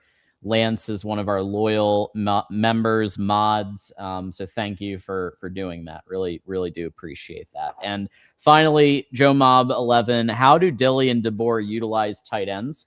Any chance Moose comes back for either hire? That's a big question. I have no idea how Dillingham. I think he runs a lot of 12 personnel, but I'm not sure. I don't really know how Dillingham utilizes his tight ends. I can't tell you to be completely honest with you. In terms of fucking DeBoer, I mean, listen, DeBoer has an aggressive aerial attack. I mean, how does tight end do this year, though, is the question. I know when we played against Washington, the tight end was utilized pretty good. I have not seen this year's stats. I guess we'll look into it right now, though. So he does heavily utilize. So Dillingham definitely heavily utilizes tight ends. He has a very balanced offense. So he's definitely going to use them in a bunch of different ways. He's going to use them as blockers. He's going to use them as receivers. He's going to have various concepts with the tight ends. So that's for sure. Versatility. He'll have kind of an option, so he'll be able to utilize them in different option plays, receiving threats. So he's going to use them. All right, so check this out. Statistically speaking, the tight end usage is almost fucking identical. Both tight ends this year, Shimon Mateer for Arizona State, 38 receptions, 375 yards, 4 touchdowns. So like nothing that'll blow you away. Alabama, for example, their top tight end was Josh Schwavis or Swavis, I would say. I don't know. 30 receptions, 340 and 4 touchdowns, almost like fucking identical. So not to the focal point we've used it, but I mean, typically when you have an effective aerial attack, your wide receivers are maintaining majority of the production. So that might not be a terrible thing.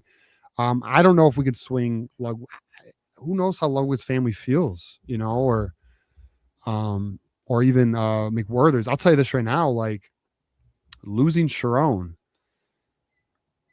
Well, they were there. That offensive line, those players were there for Sharon more. So I don't know. We'll see. Look, Malachi Lee, Texas is something to watch, you know. Yeah, it's something we just got to monitor. I'll be honest, regarding Dillingham, I'm still learning. Like, there's a lot about him I don't know. Like, I'm learning a lot about Dillingham, so I don't entirely know how he fully uses his tight ends. But at the end of the day, decent production, but not good or even elite production. The wide receivers are the main focal point of their offenses, and obviously Dillingham has a running game focus as well. Yeah, so H-back is a position that he uses his tight ends for. So about usually that would be like 3 yards in the backfield between the O tackle and guard. So kind of in that between the right guard and right tackle usually. So that's one that he does. So the H-back position for counters, powers, and sweeps. That's one. The second's like kind of an inline position, of course, to the left of the left tackle or the right tackle. So just an inline position, and it's just extra gap. So the defense has to focus on, that extra personnel when they're considering like an inside zone versus outside zone or whatever run play they're going to do there. So it just keeps offenses guessing. And also split end is one that he uses a lot, is like a split end tight end alignment. So that's kind of like in the slot usually. So maybe it's in the slot, then that split end is going to be there. So those are 3 of the ways. So split end, inline, and an H-back are kind of 3 ways that Dillingham utilizes tight ends. But again, who knows? Because Michigan's going to be a whole new ball game if it comes to Michigan. So anywho, that's what's happening there. Let's see if we got any. Oh, yep, we got another one. Kane asks, how do you feel with the depth of next year? I'm going to be real. I only feel confident with Marsh and the running back. Every other position is bad. Kane, I don't know, because we don't know who's going to stay. We don't know who's going to go. We don't know who's coming in. We don't know who our coach is going to be yet. So I can't really answer the question of how do I feel, because I don't know what the team's going to look like. Right now, I feel I agree with you. I like Marsh and I like running back. To me, the biggest concern for next year is defensive line right now. Now, granted, I am assuming we will address the wide receiver problems. But yeah, to John's point, we don't know who's going in the portal. We don't know who we're getting in the portal. It's too much of an unknown. And plus, can we just be honest too, though? Whatever coach we get, do our players begin to play above their talent level, or do our guys begin to develop? Do we actually see growth within these units? What are the position coaches looking like? Like, there's just so many uncertainties to the equation. It's just too early to try and answer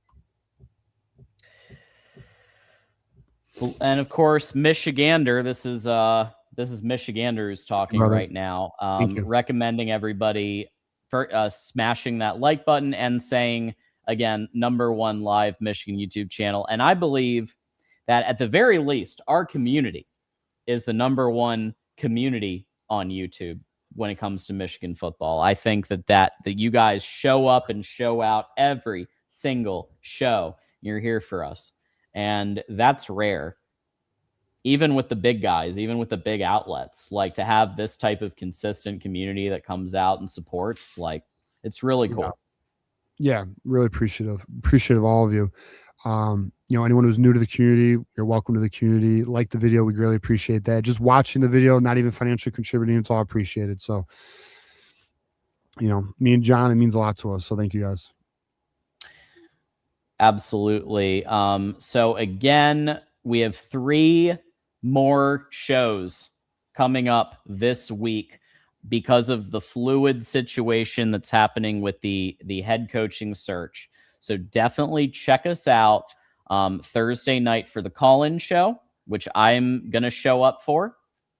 And I'll be there. Normally it's TJ and Johnny, and I'm doing date night, or I'm doing something else, and I'm just in chat randomly here and there. I'm gonna be here because I've laid the gauntlet down. Alabama fans, you want to call in, you want to talk shit, or you want to debate, call in. I'm gonna be there.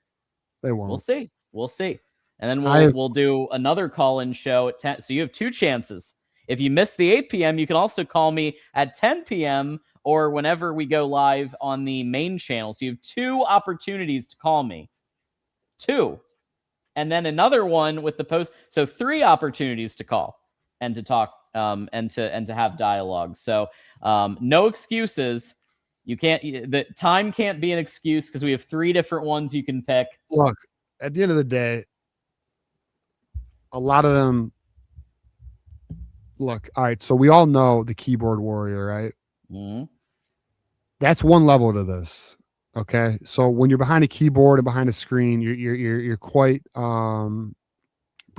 You're more aggressive, cocky, whatever. There's repercussions are nil. Mm-hmm.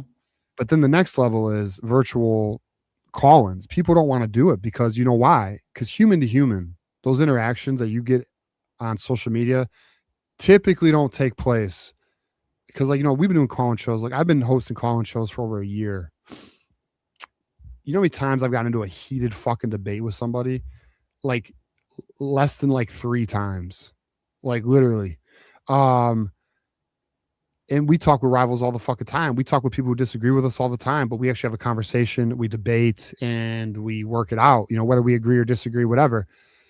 And then the final level to this is in person, right?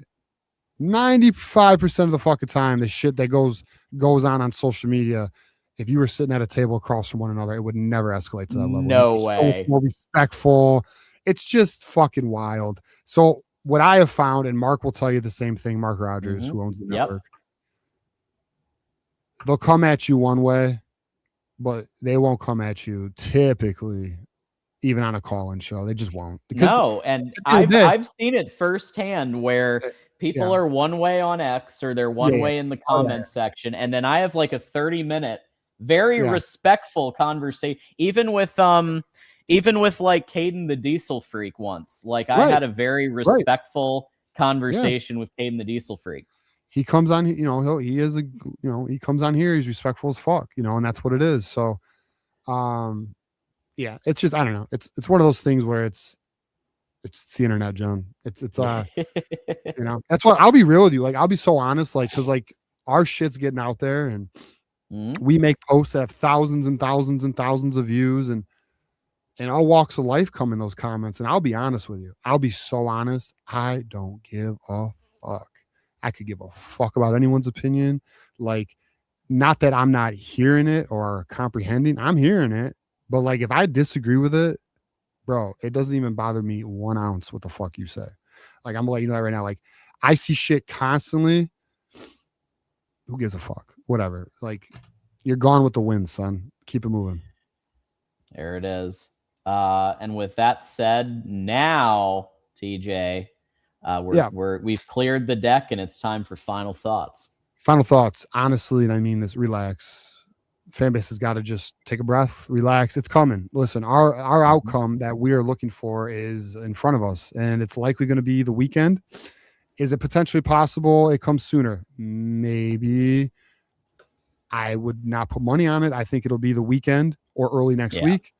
That's where I'm at with it. So just be patient. Now, could news change where the timeline changes? Maybe, but right now, it appears, as all things stand, at 10:15 on December 16th, we have 2 candidates.